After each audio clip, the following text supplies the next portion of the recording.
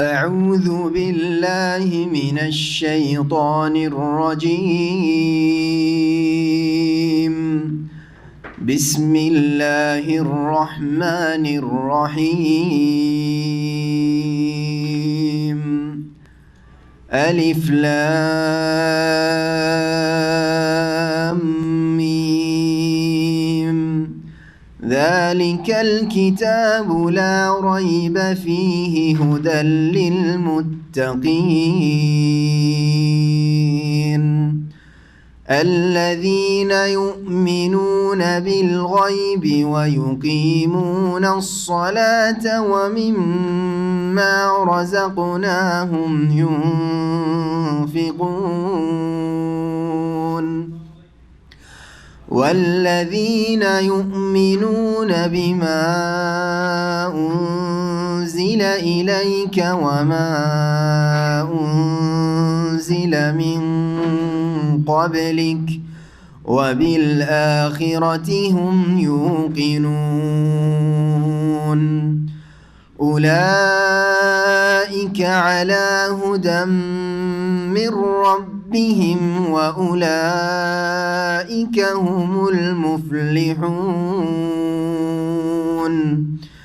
إن الذين كفروا سواء عليهم أأنذرتهم أم لم تنذرهم سواء عليهم أأنذرتهم أم لم تنذرهم لا يؤمنون ختم الله على قلوبهم وعلى سمعهم وعلى أبصارهم غشاوة ولهم عذاب عظيم ومن الناس من يقول آمنا بالله وباليوم الآخر وما هم بمؤمنين يخادعون الله والذين آمنوا وما يخدعون إلا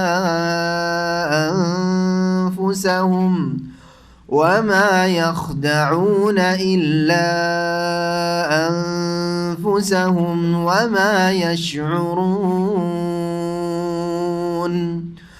في قلوبهم مرض فزادهم الله مرضا ولهم عذاب أليم بما كانوا يكذبون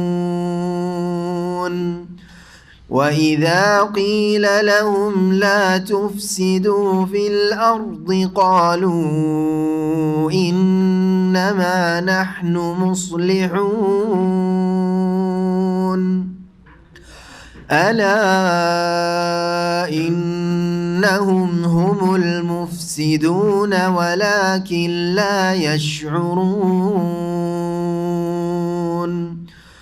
وإذا قيل لهم آمنوا كما آمن الناس قالوا أنؤمن كما آمن السفهاء ألا إنهم هم السفهاء ولكن لا يعلمون وإذا لقوا الذين آمنوا قالوا آمنا وإذا خلوا إلى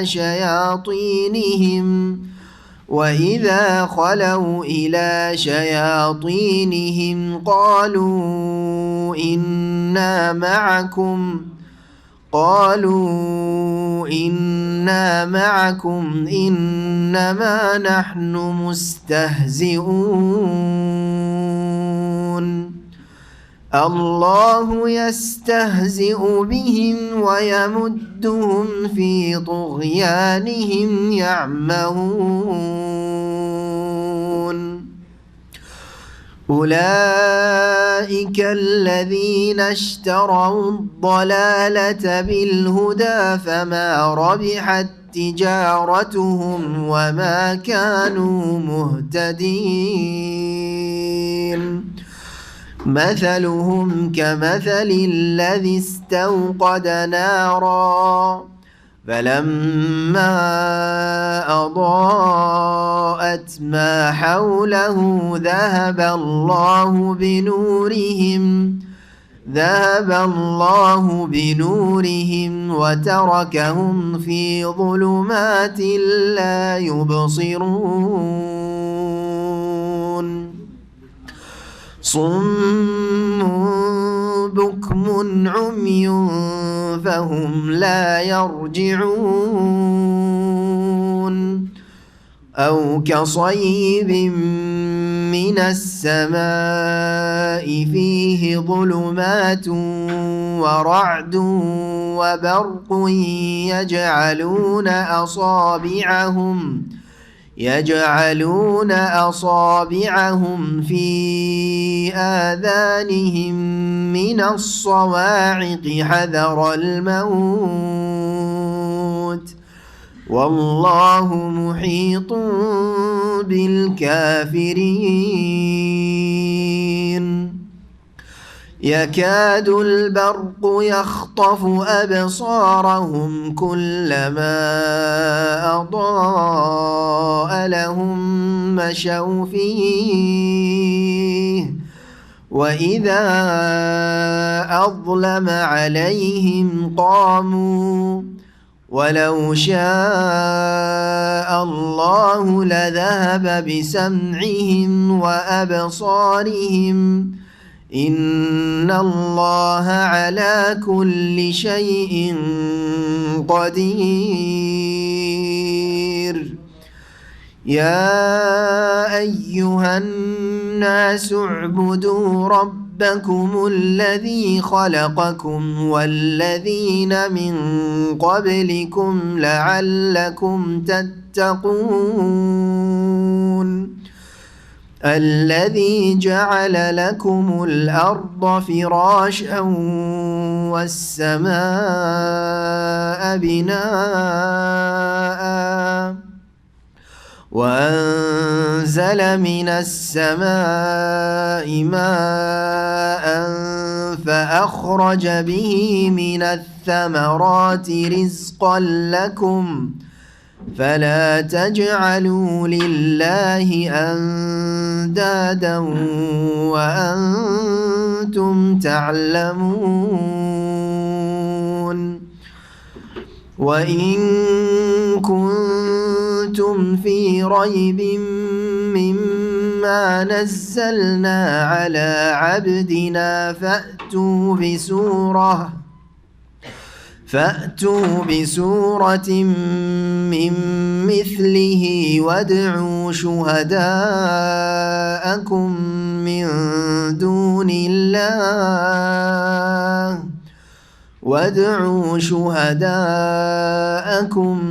من دون الله إن كنتم صادقين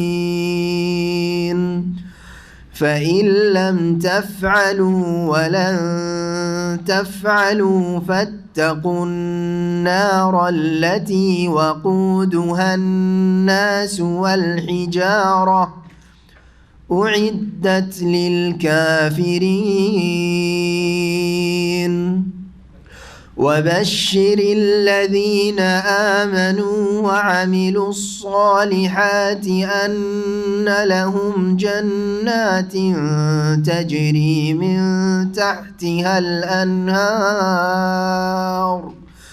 كلما رزقوا منها من ثمرة رزقا قالوا هذا الذي رزقنا من قبل وأتوا به متشابها ولهم فيها أزواج مطهرة وهم فيها خالدون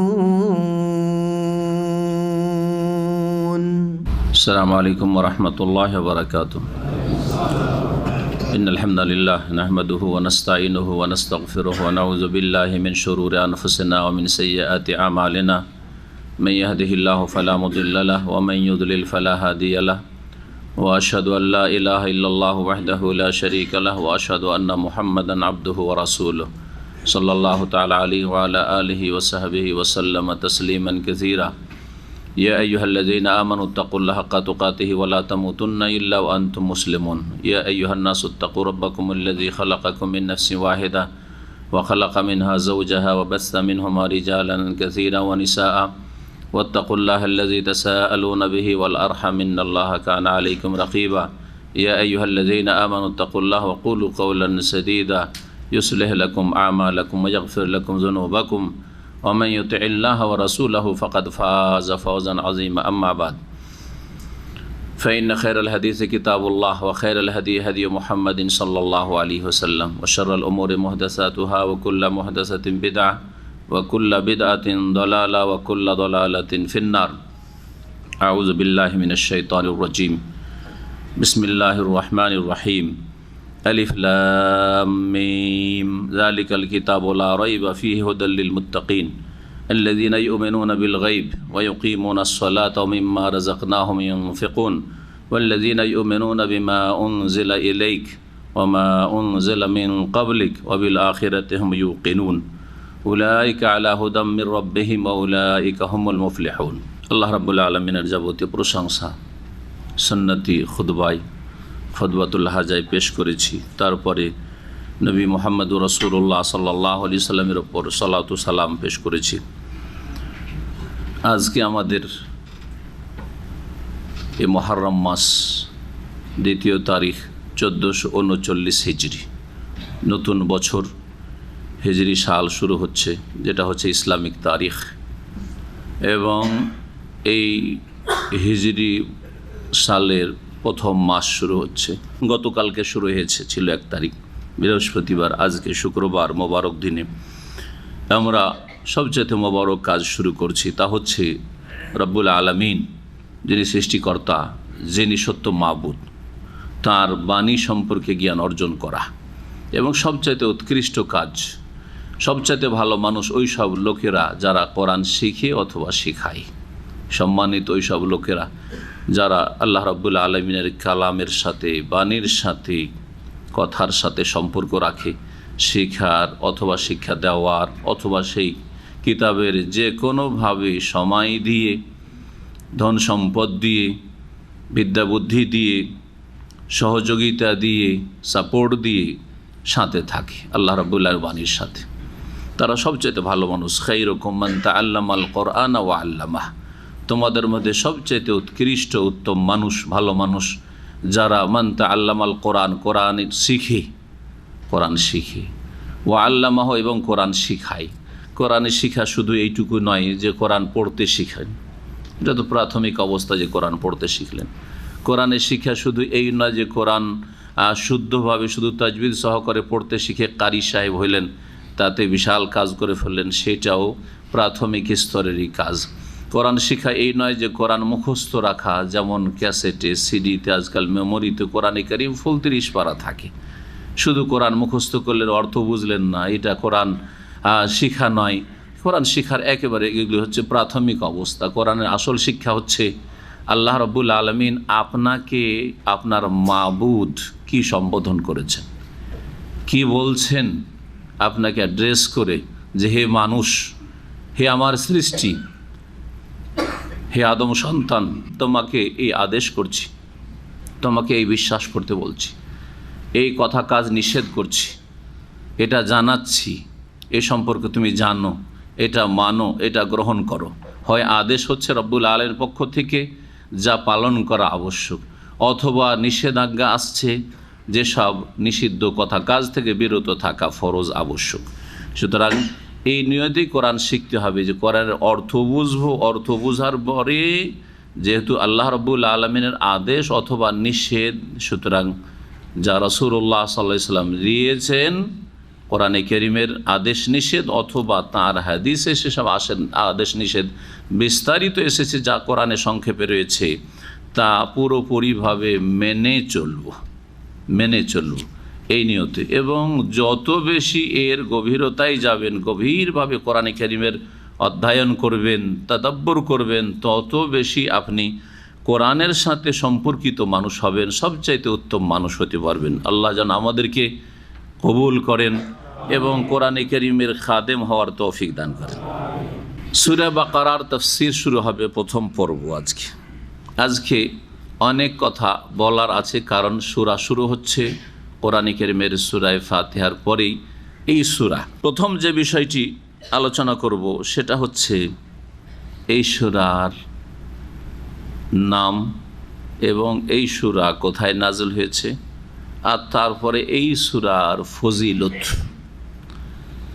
আর তারপরে এই ফজিলত সম্পর্কে যে হাদিসগুলি বর্ণিত হয়েছে সেগুলির 2-3টি হাদিস, হয়তো অনেকগুলি হাদিস বর্ণিত হয়েছে, সেগুলি বর্ণনা করব, আর তারপরে তখন আমরা ধীরে ধীরে তাফসীর শুরু করব। প্রথম যে বিষয়টি সেটা হচ্ছে এই সূরার নাম। এই সূরার নাম হচ্ছে সূরা আল বাকারা, সূরাতুল বাকারা। বাকারা মানে হচ্ছে গাভী। এই সূরার নাম হচ্ছে গাভীর সূরা। গাভীর সূরা না আল্লাহর নাযিল করা সূরা? আল্লাহর নাযিল করা সূরা, তো গাভীর সূরা কেন? এমন সূরা যেই সূরায় গাভীর ঘটনা বর্ণনা করা হয়েছে। নবী করিম সাল্লাল্লাহু আলাইহি ওয়াসাল্লামের আমলে এবং সাহাবায়ে কেরামদের যুগে সূরাতুল বাকারা, সূরাত আলে ইমরান, সূরাতুন নিসা এইভাবে বলা হইতো না। মুফাসসিরিনগুলো লিখেছেন সে যুগে বলা হতো আস-সূরা আল্লাতী তুযকার ফিহি কিসসাতুল বাকারা বা তুযকারু আও যুকিরাত ফিহা আল বাকারা।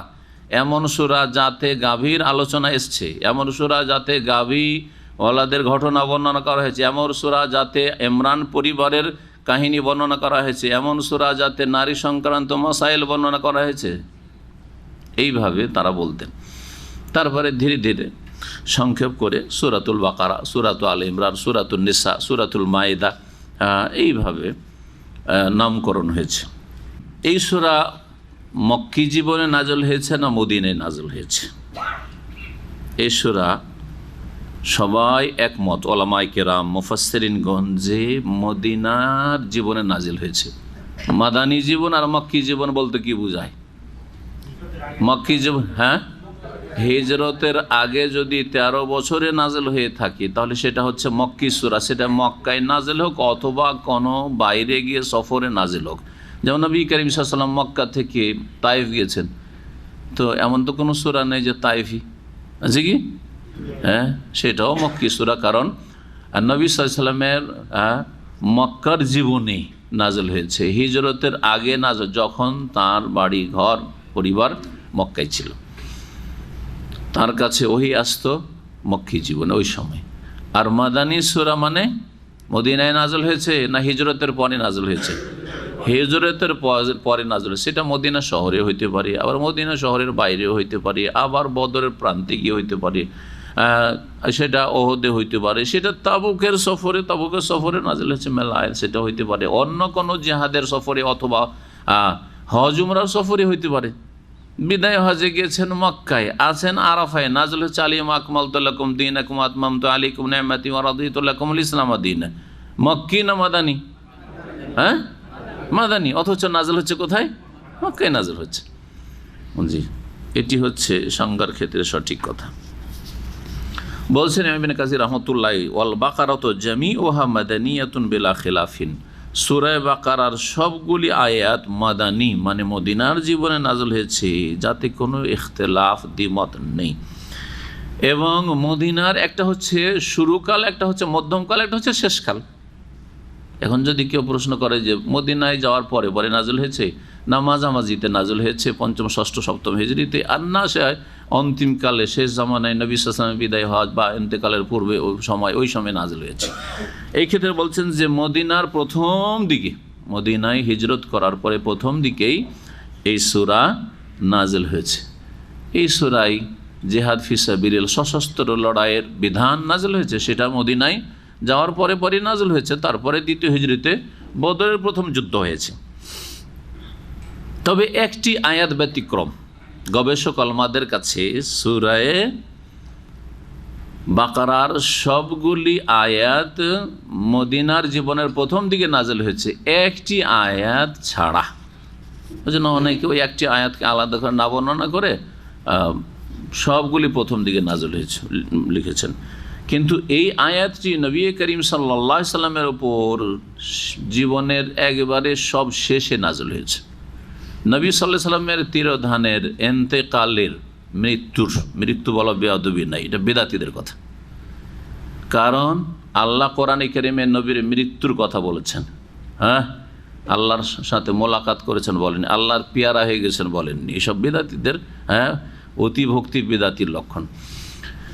কোরআনে কারিমে আল্লাহ বলছেন ইন্নাকা মাইয়াতুন আফাইম মাতা আও কুতিলা, হ্যাঁ, ওমা জাআলনা লিবাশারিম মিন ক্বাবলিকাল খুলদ আফাইম মিত্তা। এগুলি কোরআনে কারিমের আয়াত। মওতের কথা শব্দ উল্লেখ করেছে নবী করিম সাল্লাল্লাহু আলাইহি সাল্লামের ক্ষেত্রে। কোরআনে বেয়াদবি শেখানো হয়েছে নাকি? হ্যাঁ, না আদব শেখানো হয়েছে? আদব আখলাক শেখানোর জন্যই তো কোরআন নাযিল হয়েছে। এই জন্য নবী সাল্লাল্লাহু আলাইহি সাল্লামের চরিত্রই ছিল আল কোরআন, কোরআনের বাস্তবায়ন। কোরআনের চাইতে ভালো চরিত্র পৃথিবীতে কেউ দিতেও পারে না, দেখাতেও পারে না। জি, প্র্যাকটিক্যাল করে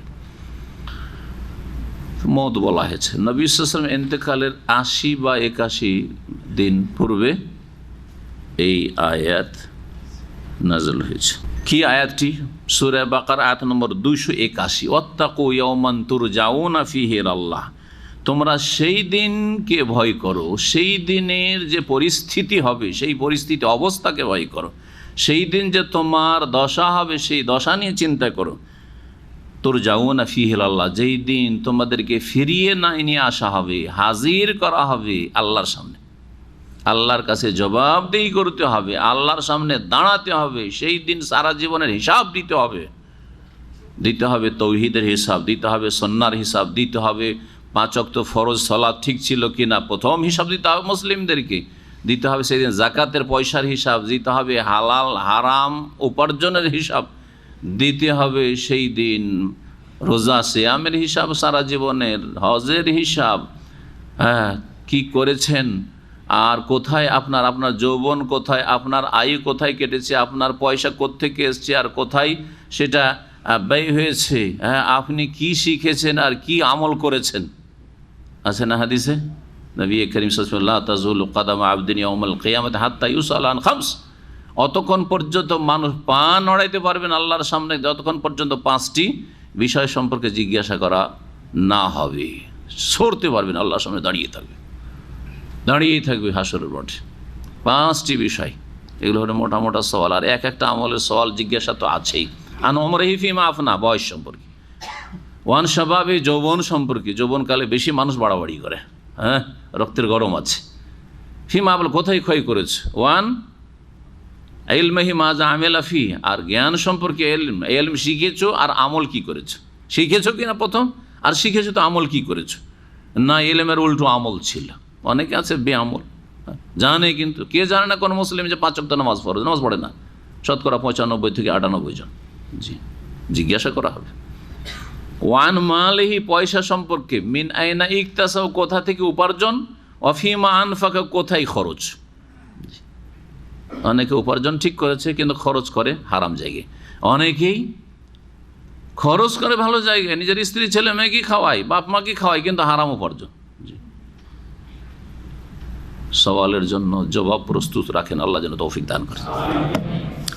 এইরকমই আয়াতুর রিবা, সুদের আয়াতগুলি একটু বিলম্বে, সুদের বিধান, সুদ যে হারাম, আর এই সম্পর্কে যে আয়াতগুলি সূরা বাকারাতে রয়েছে বিলম্বে নাযিল হয়েছে, কোন কোন তাফসীরকারগণ উল্লেখ করেছেন।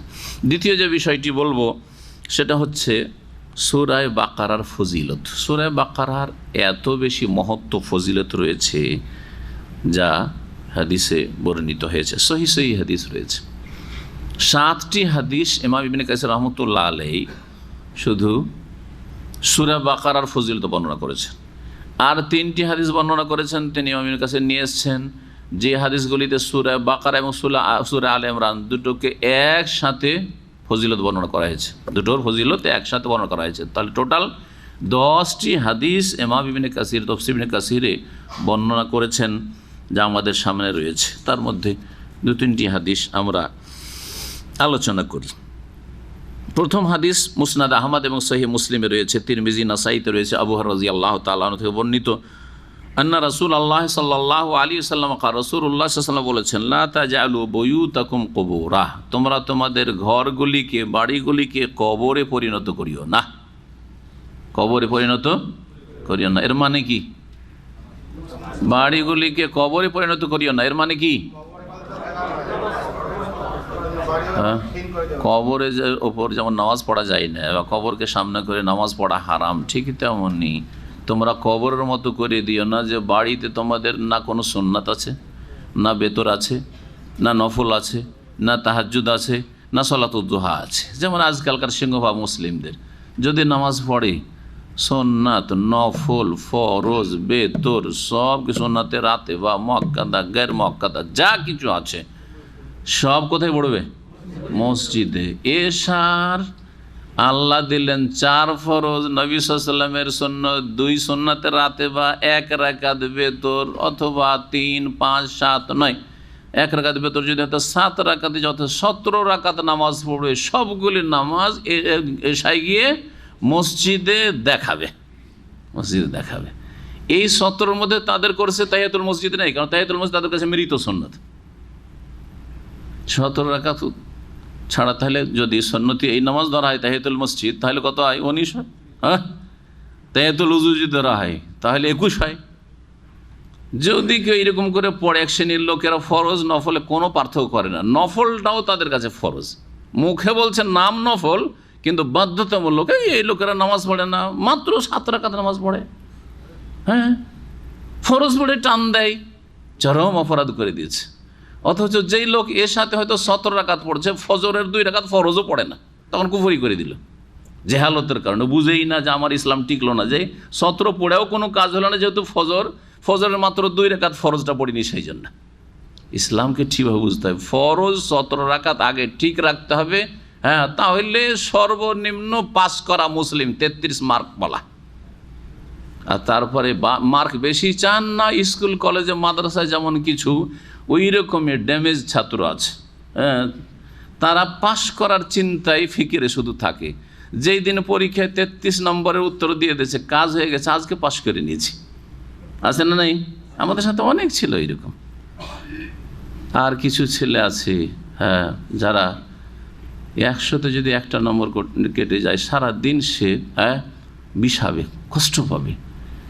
1-2টা নম্বর ছুটে গেছে, বা এক্সেলেন্ট হইতে পারেন, মমতাজ হইতে পারেননি, সেই জন্য পেরেশানির শেষ নেই, তার চিন্তার শেষ নেই, হাই কি করলাম, আজকে ওর চাইতে 1 নম্বর কমে গেছে আমার। তো আপনি কোন ধরনের মুসলমান হবেন আপনি পরে বুঝেন, কিন্তু আগে কমপক্ষে আপনাকে পাশের চিন্তা রাখতে হবে। তোমরা তোমাদের বাড়িগুলিকে কবর বানায় না, মানে কবরে যেমন নামাজ হয় না, তোমাদের বাড়িতে কোনো নামাজই হয় না, তাহলে তো শয়তান সেখানে বিস্তার লাভ করবে, শয়তান সেখানে ছেয়ে যাবে, তোমাদের সাথে শয়তানও বসবাস করে, তোমরাও শুইছো শয়তানও শুইবে, তোমরা খাওয়া দাওয়া করছো শয়তানও তোমাদের বাড়িতে খাওয়া দাওয়া করবে, হ্যাঁ, তোমরা চলাফেরা করছো, বাড়িতে উঠা বসা করছো, শয়তানও উঠা বসা করবে। সুতরাং শয়তান তোমাদের কল্যাণ চাইবে না, তোমাদের দিনের ক্ষতি করবে, ঈমান আমলের ক্ষতি করবে। ফজরের সময় লম্বা ঘুমে দিয়ে দিবে যে শুয়ে থাক আলাইকা লাইলুন তাবির, এখন লম্বা রাত আছে, আজান তো হইল, এখন 25-30 মিনিট পরে একামত শুরু হবে, দিবে আরেকবার লম্বা টানে ঘুমিয়ে, তাই না? এছাড়া দুনিয়ার ক্ষতি করবে, আপনার স্ত্রীর ক্ষতি করবে, আপনার ছেলেমেয়ের ক্ষতি করবে, আপনার শারীরিকভাবে ক্ষতি করবে, মানসিকভাবে ক্ষতিগ্রস্ত করবে, জিন বিস্তার লাভ করে, জিন শয়তান বিস্তার লাভ করবে। সুতরাং মাঝে মাঝে নামাজ পড়ুন, ফরজ নামাজটা পড়ে এসে সুন্নতগুলি বাড়িতে পড়েন, তাহাজ্জুদ পড়েন, যারা তাহাজ্জুদ পড়েন না, সালাতুদ দুহা পড়েন না, তো সুন্নতগুলি তো কমপক্ষে বাড়িতে পড়েন, তাতে হবে কি বাড়িগুলি আবাদ হবে, বাড়ির ঘরগুলি আবাদ হবে, শয়তান বিতাড়িত হবে। এবং কোরআন তেলাওয়াত করেন বাড়িতে, সকাল সন্ধ্যা তেলাওয়াত করেন। এই না যে এত ঠগ নয় যে আজকালকার রেকর্ডিংয়ের যুগে টিভিতে কোরআন লাগানো আছে, প্রথম সকালবেলা উঠে দিল টিভিতে কোরআন চালিয়ে, করছে না? আবার শুয়ারা এখানে একটু কোরআন চালিয়ে দিল, সকাল বিকাল তো কোরআন তেলাওয়াত বাড়িতে হচ্ছে। আর বাবু ফেসবুক আর নেট নিয়ে পড়ে আছে, ওর বাড়িতে শুধু তেলাওয়াত হচ্ছে।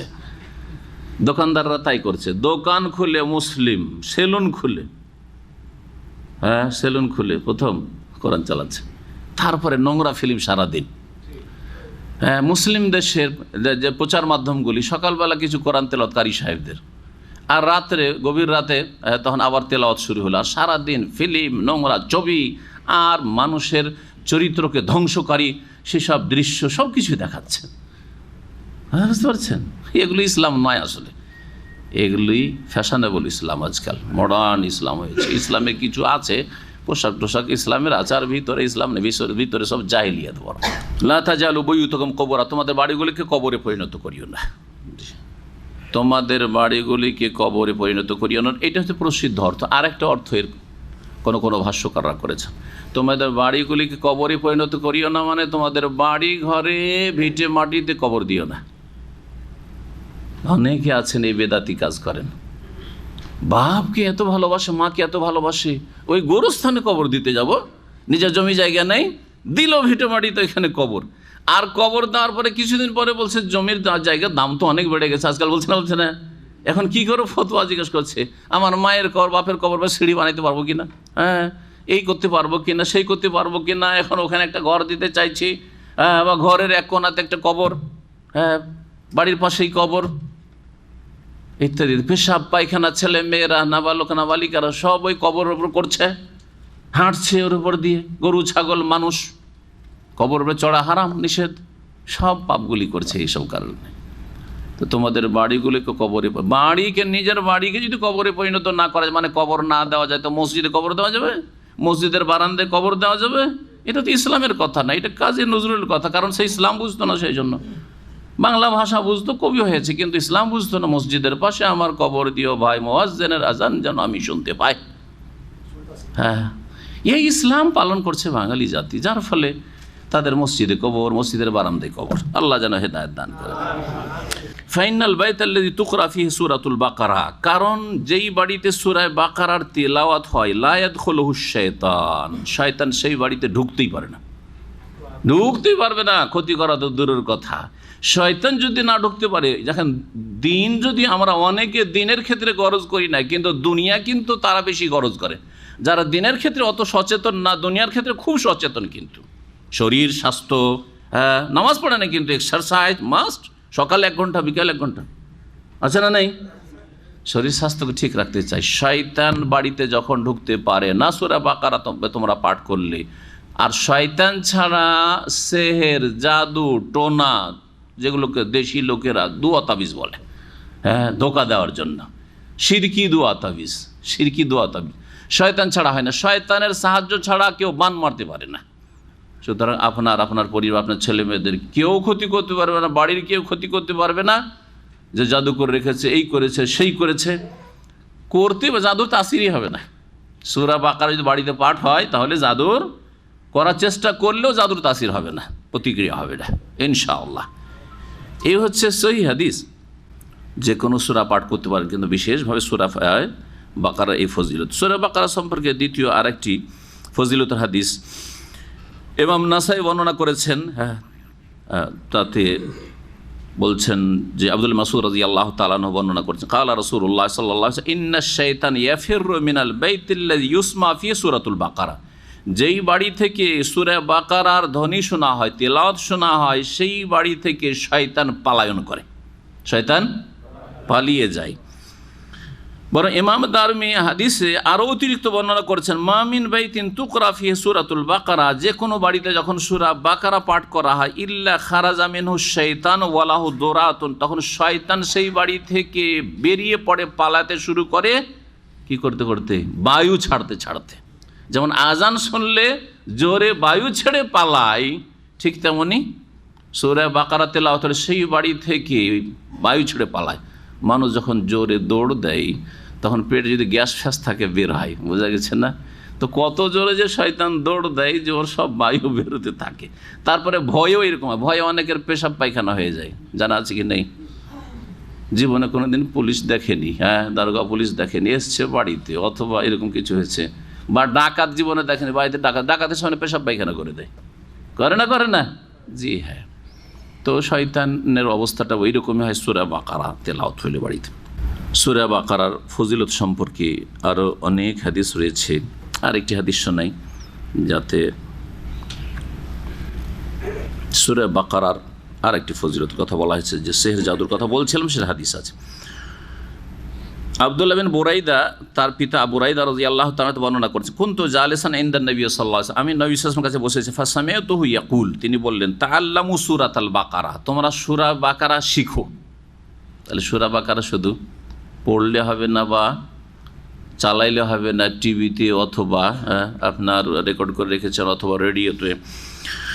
ফাইন্না আখযাহা বারাকা, সূরা বাকারা শিখতে হবে, সূরা বাকারা তেলাওয়াত শিখতে হবে, অর্থ জানার চেষ্টা। সূরা বাকারার অর্থ জানলে অনেক ইসলামের বিধিবিধান কোরআন থেকে জানতে পারবেন।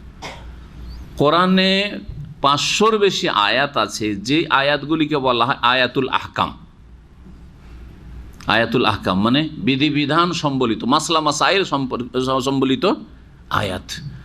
সেই আয়াতের অধিকাংশ আয়াতগুলি সূরা বাকারাত আছে।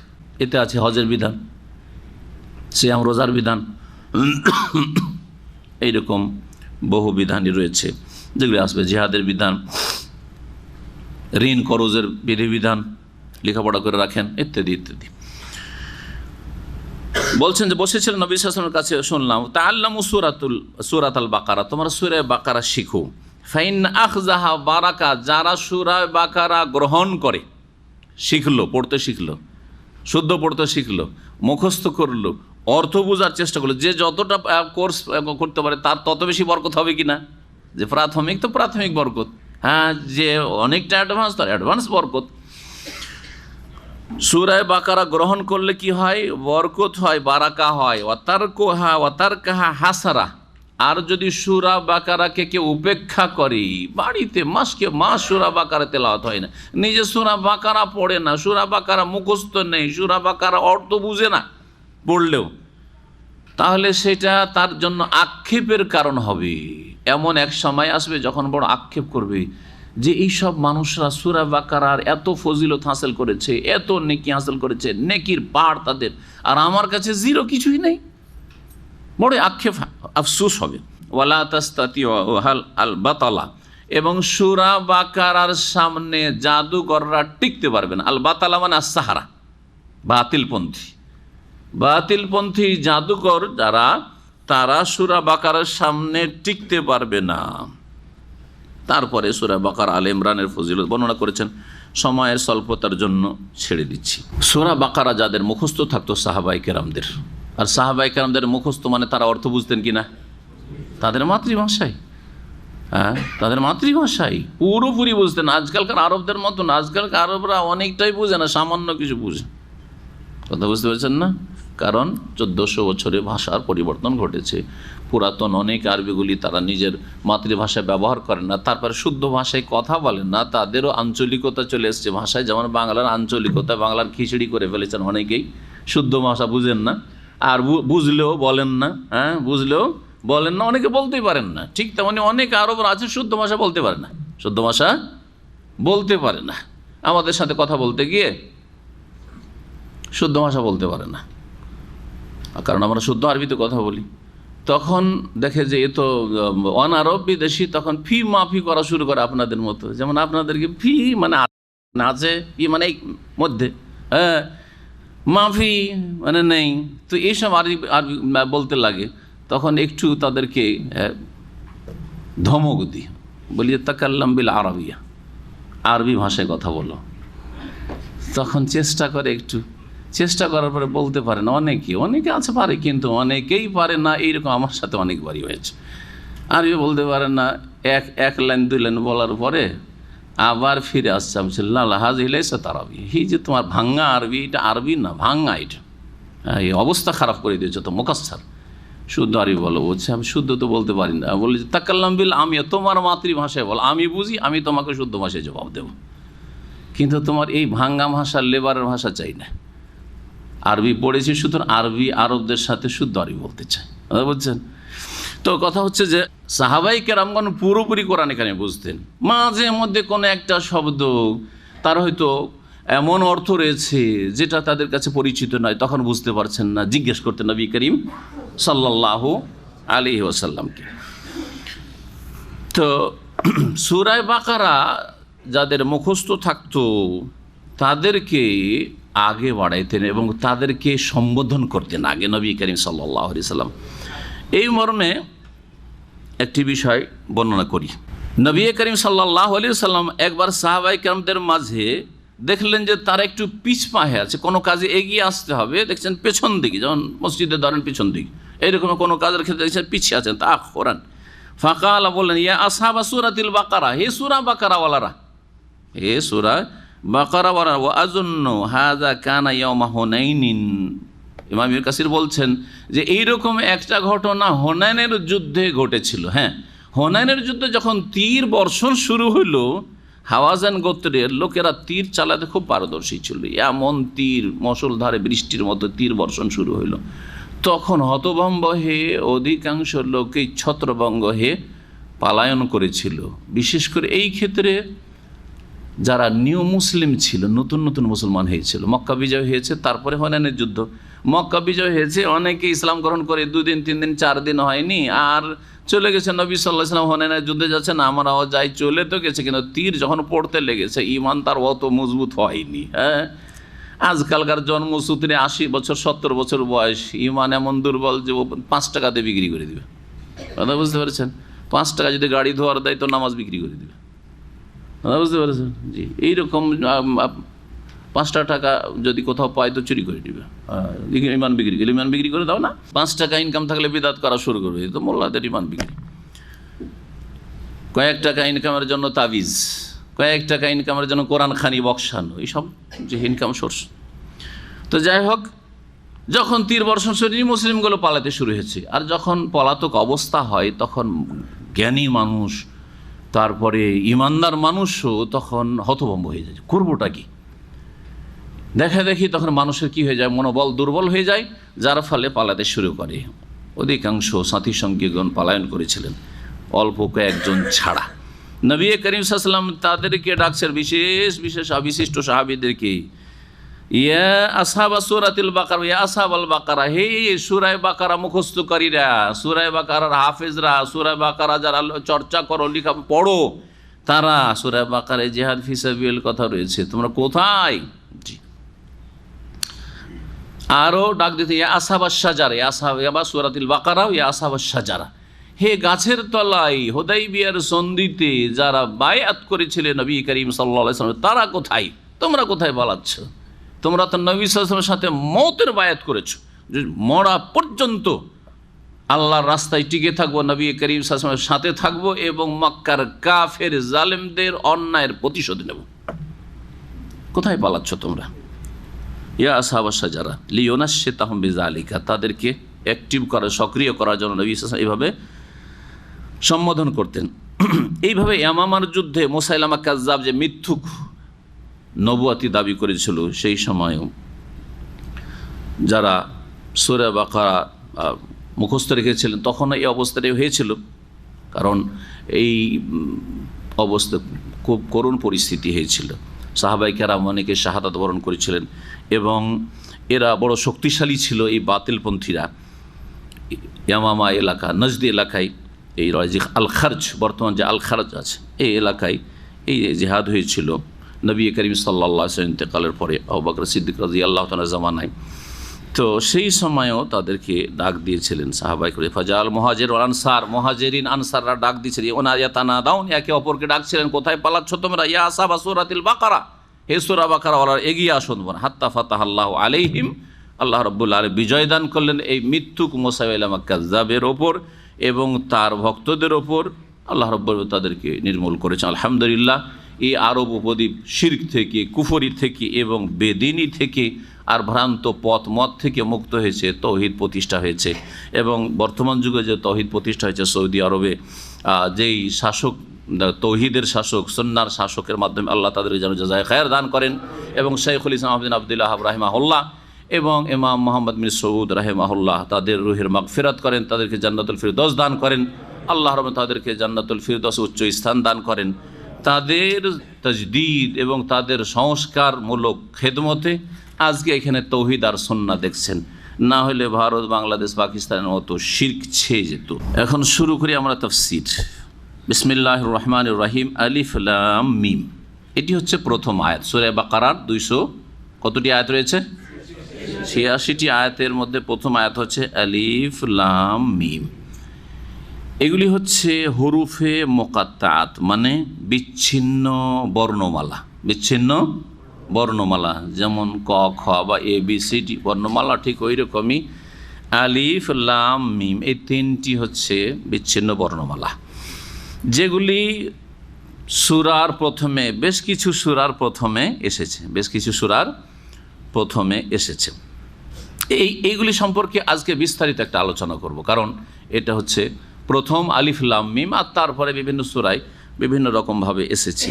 এগুলি কি এবং এগুলির অর্থ কি, অর্থ জানা আছে কিনা, আমাদের নবী সাল্লাল্লাহু আলাইহি ওয়াসাল্লাম জানিয়েছেন কিনা, আল্লাহ জানিয়েছেন কিনা, এই বিষয়গুলি ইমাম ইবনে কাসির রহমতুল্লাহ আলাইহি যা আলোচনা করেছেন তা যথেষ্ট আলোচনা করেছেন, সুতরাং তার কিতাব থেকে সরাসরি আপনাদেরকে শোনাই। বলছেন তিনি যে এই বিচ্ছিন্ন বর্ণমালাগুলি আল্লাতী ফি আওয়াইলিস সুওয়ার, বেশ কিছু সূরার প্রথমে শুরুতে যে রয়েছে, হিয়া মিম্মাস্তাসার আল্লাহ বিইলমিহি, যার জ্ঞান আল্লাহ নিজের জন্যই সীমিত রেখেছেন। শুধু আল্লাহ রাব্বুল আলামিন এর জ্ঞান রাখেন, অন্য কাউকে এই জ্ঞান দেননি। এর অর্থ কি, উদ্দেশ্য কি, আল্লাহ ভালো জানেন এবং আল্লাহ জানেন আর বান্দাদেরকে জানাননি। যখন আমাদেরকে জানাননি তখন আমাদের দায়িত্ব নেই জানার চেষ্টা করা। যখন আল্লাহ জানান নাই তখন আমাদের জানার চেষ্টা করা, এটা হচ্ছে ব্যর্থ চেষ্টা। এই কথাটি যে আল্লাহ নিজের জন্য এই জ্ঞানকে, চূড়ান্ত জ্ঞানকে, আলিফ লাম মিম, আলিফ লাম রা, কাফ ইত্যাদি সদ, এগুলিকে খাস রেখেছেন, এগুলির জ্ঞানকে। এটা বর্ণিত হয়েছে প্রথম খলিফা আবু বকর থেকে, ওমর থেকে, উসমান থেকে, আলী থেকে, 4 খলিফা রাদিয়াল্লাহু আনহুম, আব্দুল্লাহ বিন মাসউদ থেকে রাদিয়াল্লাহু আনহু আজমাইন, এই থেকে যে আল্লাহ। দ্বিতীয় মত যেটি, এক নম্বরটা হচ্ছে এক নম্বর, দ্বিতীয় মত হচ্ছে হে আসমা ওয়াস সুওয়ার, এগুলি হচ্ছে সূরার নাম। এগুলো হচ্ছে কি, প্রত্যেকটা সূরার নাম। তাহলে সূরা বাকারার নাম একটি হচ্ছে সূরা বাকারা, আর একটি হচ্ছে সূরা আলিফ লাম মিম। আলিফ লাম মিম দিয়ে তো বেশ কিছু সূরা শুরু হয়েছে, তো ওটাও আলিফ লাম মিম হয়ে যাবে। তাহলে 3 নম্বর উক্তি হচ্ছে যে হিয়া ফাওয়াতিহ, এগুলি হচ্ছে শুরু যে কোনো সূরার, যা দিয়ে আল্লাহ কোরআনে কারীম শুরু করেছেন, যেমন কাফ সাদ হা মিম হা তা সিন মিম আলিফ লাম রা। জি, আর একটি মত হচ্ছে 4 নম্বর মত, সেটা হচ্ছে আরব যারা ভাষাবিদ তারা বলেছেন যে এগুলি বিচ্ছিন্ন শব্দগুলি আল্লাহ রাব্বুল, বিচ্ছিন্ন শব্দ না, বিচ্ছিন্ন অক্ষর, বিচ্ছিন্ন বর্ণমালা বা অক্ষরগুলি আল্লাহ রাব্বুল আলামিন যে উল্লেখ করেছেন, উল্লেখ করে বাকি যে বর্ণগুলি রয়েছে সেই দিকে ইঙ্গিত করে দিয়েছেন যে এই রকমই বর্ণমালাগুলি দিয়ে কোরআনে কারীমের শব্দ, বাক্য, আয়াত, সূরা এবং গোটা কোরআনে কারীম মেহরবানি। বোঝা গেছে না? জি, নতুন কোনো অক্ষর নেই আল্লাহ রাব্বুল আলামিনের কাছে যা দিয়ে কোরআনে কারীম নাযিল করেছে, বরং তোমাদের কাছে যে বর্ণমালাগুলি আছে সেই বর্ণমালাগুলি এতে আছে। এর বেশি একটা শব্দ, একটা অক্ষর আছে কি? যে আরবরা যে আলিফ থেকে ইয়া পর্যন্ত যে বর্ণমালাগুলি প্রয়োগ করে, ব্যবহার করে, তাছাড়া ভিন্ন কোনো অতিরিক্ত কোনো বর্ণমালা কোরআনে ব্যবহৃত হয়েছে? হয় নাই। তো আল্লাহ রাব্বুল আলামিন আসলে চ্যালেঞ্জ করেছেন কাফের অবিশ্বাসী জাতিকে, অবিশ্বাসী আরবদেরকে, যারা আরবি ভাষার পণ্ডিত ছিল, আরবি ভাষার কাব্য রচনা করত, সেই যুগে কবি, প্রসিদ্ধ কবিরা ছিল, আর কাব্য রচনায় তারা সবচাইতে উচ্চ শিখরে পৌঁছে গেছিল। পৃথিবীর মধ্যে সবচাইতে বড় কবি পাওয়া যেত আরবদের মধ্যে, আর অলঙ্কারপূর্ণ তারা কথা বলতো, কাব্য রচনা করত। তাদেরকে আল্লাহ চ্যালেঞ্জ করছেন যে তোমাদের কাছে এই বর্ণমালাগুলি আছে, কোরআনে কারীম আল্লাহর বাণী, এটা মেনে নাও, এতেই তোমাদের ইহকাল পরকালে কল্যাণ। আর যদি বলো যে না, এটা মানব না, মুহাম্মাদের কথা সাল্লাল্লাহু আলাইহি সাল্লাম, অথবা মন গড়া কথা মুহাম্মদকে কেউ শিখাচ্ছে, ইন্নামা ইউআল্লিমুহু বাশার, অন্য কোনো মানুষ শিখাচ্ছে, আল্লাহর বাণী নয়, আল্লাহর সম্বোধন নয় মানব জাতিকে, আল্লাহর আদেশ নিষেধ নয়, এই যদি দাবি করো মিথ্যা দাবি, তাহলে চ্যালেঞ্জ থাকলো এই রকমের এত বড় গ্রন্থ লাগবে না, কোনো পুস্তক নিয়ে আসতে হবে না, তোমরা কিছু কি করো। এক জায়গায় আল্লাহ চ্যালেঞ্জ করলেন ফাতুবি আশরে সুওয়ারি, 10টা সূরা নিয়ে আসো। আর এক জায়গায় চ্যালেঞ্জ করলেন ফাতুবে সূরাতিন মিসলিহি, এই সূরাতে আসছে, 2য় অথবা 3য় পর্বে ইনশাআল্লাহ পৌঁছে যাব। ইন কুনতুম ফি রাইবি মিম্মা নাযালনা, যদি সন্দিহান হও যা আল্লাহ নাযিল করেছে, আমি আল্লাহ নাযিল করেছি তাতে, যে কোরআন আল্লাহর বাণী নয়, ফাতু বিসূরাতিম মিন মিসলি, তাহলে এইরকম সূরা নিয়ে আসো। আর এক জায়গায় আল্লাহ চ্যালেঞ্জ করলেন যে কুল, হে নবী তাদেরকে ঘোষণা করে শুনিয়ে দেওয়ার চ্যালেঞ্জ, লা ইন ইজতামাআতিল ইনসু ওয়াল জিন্নু আলা আন ইয়াতু বিমিসলি হাযাল কোরআন লা ইয়াতুনা বিমিসলি, জিন এবং সারা বিশ্বের সমস্ত মানুষ, সমস্ত জিন যদি এক হয়ে যায় এবং একে অপরকে সকলকে সাহায্য করতে থাকে, হেল্প করতে থাকে, সাপোর্ট, লেখাপড়ার ক্ষেত্রে যদি কেউ সাপোর্ট পায়, একজনের সাপোর্টে পিএইচডি করে বসে থাকছে, বাড়িতে বসে আছে, পয়সা দিয়ে পিএইচডির থিসিস রেডি করে নিচ্ছে আজকাল অনেকে, ডিগ্রি হয়ে গেছে পিএইচডির, কিন্তু ওকে লেখা কিছু করেনি, সব কাজ অন্য কেউ করেছে, পয়সা দিয়ে ডক্টরেট। জি, তো তোমরা সারা বিশ্বের সমস্ত মানুষ জিন এক হয়ে যাও, আলা আইয়াতু বিমিসলি হাযাল কোরআন, এই রকমের একটি কোরআন গ্রন্থ নিয়ে আসার জন্য, এই রকম অলংকারপূর্ণ, এই রকমের ভাষার মান, হ্যাঁ, ফাসাহাত এবং বালাগাতের সাথে নিয়ে আসো দেখি। লা ইয়াতুনা বিমিসলিহি, অসম্ভব নিয়ে আসতে পারবে না। ওয়ালাউ কানা বাযুহুম লিবাযিন যাহিরা, যদিও একে অপরের পুরোপুরি সাহায্যকারী হয়। জিন মানুষের সাহায্য করেছে, মানুষ জিনের সাহায্য করেছে, সারা বিশ্বের মানুষ লেগে আছে এইরকম একটা কোরআন রচনা করার জন্য, অসম্ভব কথা। আল্লাহর কত বড় চ্যালেঞ্জ, মানব জাতি এই চ্যালেঞ্জ গ্রহণ করতে পারল না, চ্যালেঞ্জের সামনে দাঁড়াতে পারল না, তারপরে অধিকাংশ লোক অবিশ্বাসী কাফের হইতে গেল, মুশরিক হইতে গেল। আল্লাহ রাব্বুল যেন মানব জাতিকে হেদায়েত দান করেন। এই যে বিচ্ছিন্ন অক্ষরগুলি, বর্ণমালাগুলি উল্লেখিত হয়েছে কোরআনে কারিমে, সেগুলি টোটাল 14টি ব্যবহার করা হয়েছে। টোটাল কতটি আছে? আলিফ থেকে ইয়া পর্যন্ত কয়টা? 28টা। যারা 29টা বলছেন হামজা আর আলিফ দুটোকে দুই করেন, হ্যাঁ, আমাদের দেশে হামজা আলাদা, আলিফ আলাদা। আসলে আলিফের ওপরে একটু ই করলে হামজা ওঠে, হামজা। তো অথবা দুটো ইয়ে দেখবেন, ইয়া আমাদের দেশে আছে, দিয়ে 29 হইতে পারে। যাই হোক, আসলে 28টার মধ্যে 14টা উল্লেখ করা হয়েছে। এই 14টা আমি ব্যবহার করেছি, দেখো এই 14টা, আর বাকি 14টা আছে তোমাদের কাছে, সবগুলি আছে, নিয়ে আসো।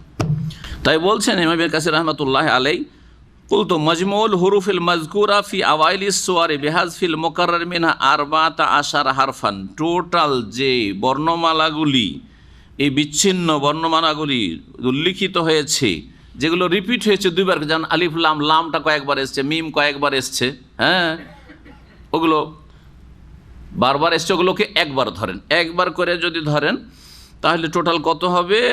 14 হারফান, 14টি অক্ষর হবে বিচ্ছিন্ন। সেগুলি কি আছে? আলিফ লাম মিম সদ রা কাফ হা ইয়া আইন ত সিন হা কাফ নুন। এগুলিকে আরব যারা ভাষাবিদ এবং কোরআনের বিভিন্নভাবে যারা খেদমত করেছে, বিভিন্ন, কেউ ভাষার খেদমত করেছে, কেউ অর্থের খেদমত করেছে, কেউ তাজউইদের খেদমত করেছে, তারা এগুলিকে একটা বাক্যে নিয়ে এসছেন, হ্যাঁ, কয়েকটি শব্দে, অক্ষরগুলিকে কয়েকটা শব্দে নিয়ে আসার পরে একটা বাক্যে নিয়ে এসছেন। সেটা হচ্ছে নাসসুন হাকিমুন কাতিউন লাহু সিররুন। যারা আরবি ভাষা ভালো বোঝেন, এর একটা সুন্দর অর্থ রয়েছে। নাসসুন হাকিম, কোরআনে কারীম হচ্ছে প্রজ্ঞাপূর্ণ, বিজ্ঞানময়, অকাট্য, হ্যাঁ, প্রমাণ বা দলিল। নাস, কথা সত্য নাই? বিজ্ঞানময়, অকাট্য, দলিল, প্রমাণ, কাতিউন, অকাট্য, লাহু সিররুন, এবং কোরআনে কারীমে, হ্যাঁ, কি রয়েছে? তত্ত্ব রয়েছে, রহস্য রয়েছে, গভীর তত্ত্ব রহস্য রয়েছে। নাসসুন হাকিমুন কাতিউন লাহু সির। আরও কোরআনে কারীমের মুজিজা, যে যারা তাজউইদ বোঝেন, তাজউইদে এক একটি শব্দের এক এক গুণ রয়েছে। কিছু অক্ষর রয়েছে যেগুলি হচ্ছে মাহমুসা, কিছু আছে মজহুরা, কিছু আছে রেখুয়া, শদীদা, মুতবাকা, মফতুহা, মুস্তালিয়া, মুনখাফিজা, কালকালা। জানেন কালকালা? এই যে অক্ষরগুলি এসেছে সবগুলি থেকে নেওয়া হয়েছে। ফাসুবহানাল্লাযী দাক্কাত ফি কুল্লি শাইইন হিকমাতুহু। সুবহানাল্লাহ, আল্লাহ রাব্বুল আলামিন প্রত্যেকটি যে গুণ রয়েছে শব্দের গুণ, ওই গুণগুলি থেকে একটা একটা করে অক্ষর বা দুটো করে অক্ষর নিয়েছেন। এটা যদি মানুষের কথা এইভাবে জড়াইতে পারে, আর একটি বিষয় হচ্ছে যে এই বিচ্ছিন্ন যে বর্ণমালাগুলি রয়েছে এগুলি নিয়ে আসার হেকমা কি, রহস্য কি। ইমাম ইবনে কাসির রাহমাতুল্লাহ বলছেন, আল মাকামুল আখির ফিল হিকমাতি আল্লাতী ইকতাজাত ইরাদু হাযিহিল হুরুফি আওয়াইলি সুওয়ার, সূরাগুলির অনেকগুলি সূরার শুরুতে যে এই বিচ্ছিন্ন বর্ণমালাগুলি অক্ষর নিয়ে আসা হয়েছে, হিকমত কি। মা কাতইন নাযরি আন মানিহা ফি আনফুসিহা, এগুলির অর্থ কি আছে না আছে সেটার পিছনে না পড়ে এগুলির হিকমত, রহস্য। কেউ কেউ বলে ইন্নামা যুকিরাত হাযিহিল হুরুফু ফি আওয়াইলি সুওয়ার আল্লাতী যাকারাহু ফিহি বায়ানান লিইজাজিল কোরআন, কোরআনের মুজিজা, কোরআনের অলৌকিকত্ব এবং কোরআন সারা পৃথিবীর কাফেরদেরকে, আরব পণ্ডিতদেরকে হার মানতে বাধ্য করেছে, এমনকি যারা ঈমান নিয়ে আসেও নি, বড় বড় কবি তারা স্বীকার করেছিল যে লাইসা হাযা মিন কালামিল বাশার, লাইসা হাযা মিন কালামিল বাশার, এগুলি মানুষের কথা নয়, এগুলি মানুষের কথা নয়। মানুষের ক্ষমতা, আমাদের ক্ষমতা না, আমরা বুঝছি ভাষা, আমাদের ক্ষমতায় নেই যে এইরকম বাক্য আমরা গঠন করে নিয়ে আসব। এতে রয়েছে মুজিজা। এই মতটি অনেক গবেষক মুফাসসিরিনগণ প্রাধান্য দিয়েছেন। ইমাম কুরতুবী উল্লেখ করেছেন, ইমাম জামাখশরী উল্লেখ করেছেন, এবং এই মতটি হচ্ছে ইমাম শাইখুল ইসলাম ইবনে তাইমিয়া রাহিমাহুল্লাহর, এবং এই রকমই অনেক আরও অন্যান্য মুফাসসিরিনগণের। এই যে অক্ষরগুলি এসছে কয় রকমভাবে এসছে। আরবি শব্দগুলি 1 থেকে শুরু করে 5 পর্যন্ত হতে পারে। আরবি যে কালেমা, অর্ড শব্দ, সেগুলি 1 থেকে নিয়ে কত পর্যন্ত? 5 পর্যন্ত। 5-এর চাইতে বেশি, 5 অক্ষর বিশিষ্ট পর্যন্ত শেষ। 6 অক্ষর বিশিষ্ট কোনো একটি কালেমা, শব্দ, অর্ড পাবেন না আরবি ভাষায়। এই জন্য আল্লাহ রাব্বুল আলামিন এইরকমভাবে নিয়ে এসছেন। কিছু বিচ্ছিন্ন বর্ণমালা আছে, একটা শুধু কি অক্ষর, 2টা অক্ষর, 3 অক্ষর, 4 অক্ষর, 5 অক্ষর বিশিষ্ট আছে। যেমন উদাহরণস্বরূপ কোরআনে কারিমের বিভিন্ন সূরায় ছড়িয়ে ছিটিয়ে আছে, শুরুতে সূরাগুলির। ইমাম ইবনে কাসির রাহমাতুল্লাহ বলছেন, ওয়াজা মিনহা আলা হারফিন ওয়াহিদিন, এক অক্ষর বিশিষ্ট এই বিচ্ছিন্ন বর্ণমালা এসেছে। যেমন সদ, সূরা সদ, নুন ওয়াল কালাম ওয়া মা ইয়াসতুরুন, তারপরে সূরা কাফ, কাফ ওয়াল কুরআনিল মাজিদ, 2 অক্ষর বিশিষ্ট এসছে। হামিম আছে না, এইরকমই তাহা 3 অক্ষর বিশিষ্ট এসছে, যেমন আলিফ লাম মিম, আলিফ লাম রা। 4 অক্ষর বিশিষ্ট এসছে, আলিফ লাম মিম রা, আলিফ লাম মিম সদ। 5 অক্ষর বিশিষ্ট, কাফ হা ইয়া আইন সদ, সূরা মারিয়াম। তারপরে হামিম আইন সিন কাফ। এই বিচ্ছিন্ন বর্ণমালাগুলি কতগুলি সূরা এসছে? টোটাল কতটি সূরা আছে কোরআনে কারিমে? 114টি সূরার মধ্যে 29টি সূরার শুরুতে এসছে। 114টি সূরার মধ্যে 29টি সূরার শুরুতে এই বিচ্ছিন্ন বর্ণমালাগুলি এসেছে। তার প্রথম হচ্ছে সূরাতুল বাকারা, আলিফ লাম মিম যালিকাল কিতাবু লা রাইবা ফীহ। এখন বাকি আয়াতগুলি তাফসীর করি। মহান আল্লাহ বলছেন, যালিকাল কিতাবু লা রাইবা ফীহ, এটি এমন একটি গ্রন্থ যাতে কোনো সন্দেহ নেই। কোরআনে কারীম এমন এক, যালিকা মানে ওই, শাব্দিক অর্থ। তো ওই বলে সম্বোধন বা ইশারা, ইঙ্গিত কাছের দিকে করা হয় না দূরের দিকে করা হয়? দূরের দিকে করা হয় একটু। তো কোরআনে কারীম নাযিল হচ্ছে, কোরআনে কারীমের সূরা বাকারার শুরু হচ্ছে, তো হাজা বলা দরকার ছিল। হাজাল কিতাব, এই যে কিতাব যে শুরু হচ্ছে সূরা বাকারা থেকে, আল্লাহ বলছে যালিকাল কিতাব, ওই কিতাব। জি, এর মানে কি? এর বিভিন্ন ব্যাখ্যা করা হয়েছে। আমাদের একটি ব্যাখ্যা হচ্ছে এটা তাজিম, সম্মানের জন্য। কিসের জন্য? তাজিমের জন্য। দেখেন, বড় মানুষের ইঙ্গিত করতে গিয়ে কিন্তু আমরা বলি না ইনি বলেছেন, ইনি। আপনারা আমার দিকে তাই বলছেন, ইনি বলেছেন, ইনি বলবেন, উনি বলেছেন, ঠিক না? দেখলেন, বাংলাতেও আছে। সামনে আছেন তো বলতে পারেন যে ইনি বলেছেন, আমার দিকে ইঙ্গিত করেন ইনি বলেছেন। ইশারা করেন তো আপনি প্রধানমন্ত্রীর দিকে, আপনার মিনিস্টারের দিকে, ইনি বলেছেন, ইনি এই কথা বলেছেন, না উনি বলেছেন বলবেন? হ্যাঁ, তাহলে একটু শ্রদ্ধাভাজন মানুষ দুনিয়ার ক্ষেত্রেও যদি হয় তো ইনি না বলে উনি বলছেন। জি, ঠিক তাজিমের জন্য এখানে কিতাবের তাজিম, জালিকাল কিতাব। কেউ কেউ আবার তাফসীর করতে গিয়ে বলেছেন যে নবী মুহাম্মদুর রাসূলুল্লাহ সাল্লাল্লাহু আলাইহি সাল্লামের কাছে প্রথম যে কোরআন নাযিল হয়েছিল, কোন আয়াতগুলি নাযিল হয়েছিল, কোন সূরার? সূরা আলাকের প্রথম কয়টি আয়াত? 5টি আয়াত নাযিল হয়েছিল। ইকরা বিসমি রাব্বিকাল্লাযী খালাক। যখন আল্লাহ নাযিল করে জিবরাইল আলাইহিস সালাম নিয়ে আসলেন, নিয়ে আসার পর কি বলেছেন নবীকে? হ্যাঁ, ইকরা, পড়ো পড়ো। তো নবী করিম সাল্লাল্লাহু আলাইহি ওয়াসাল্লামকে পড়তে বলা হচ্ছে, তো নবী সাল্লাল্লাহু আলাইহি ওয়াসাল্লাম তখন কি বলছিলেন? মা আনা বিকারিন, আমি তো পড়তে পারি না, আমি তো আলিফ বা তাসা জীবনেও পড়ি না, আমি তো অক্ষরের কোনো জ্ঞান রাখি না। আর নবীউল উম্মি, নিরক্ষর নবী। আল্লাহ রাব্বুল আলামিন এই মুজিজা আরো স্পষ্ট করে দেখাতে চান যে এমন নবী পাঠিয়েছি যিনি সারা পৃথিবীর সবচাইতে বড় মহান শিক্ষক, ওস্তাদ, কিন্তু তার কোনো ওস্তাদ ছিল না। স্বয়ং আল্লাহ জিবরাইল আলাইহিস সালামকে দিয়ে তাকে জ্ঞান দান করেছেন। ওয়া আল্লামাকা মা লাম তাকুন তা'লাম, হে নবী, তোমাকে এমন কিছু আল্লাহ তালিম দিয়েছেন, শিখিয়েছেন যা তুমি জানতে না।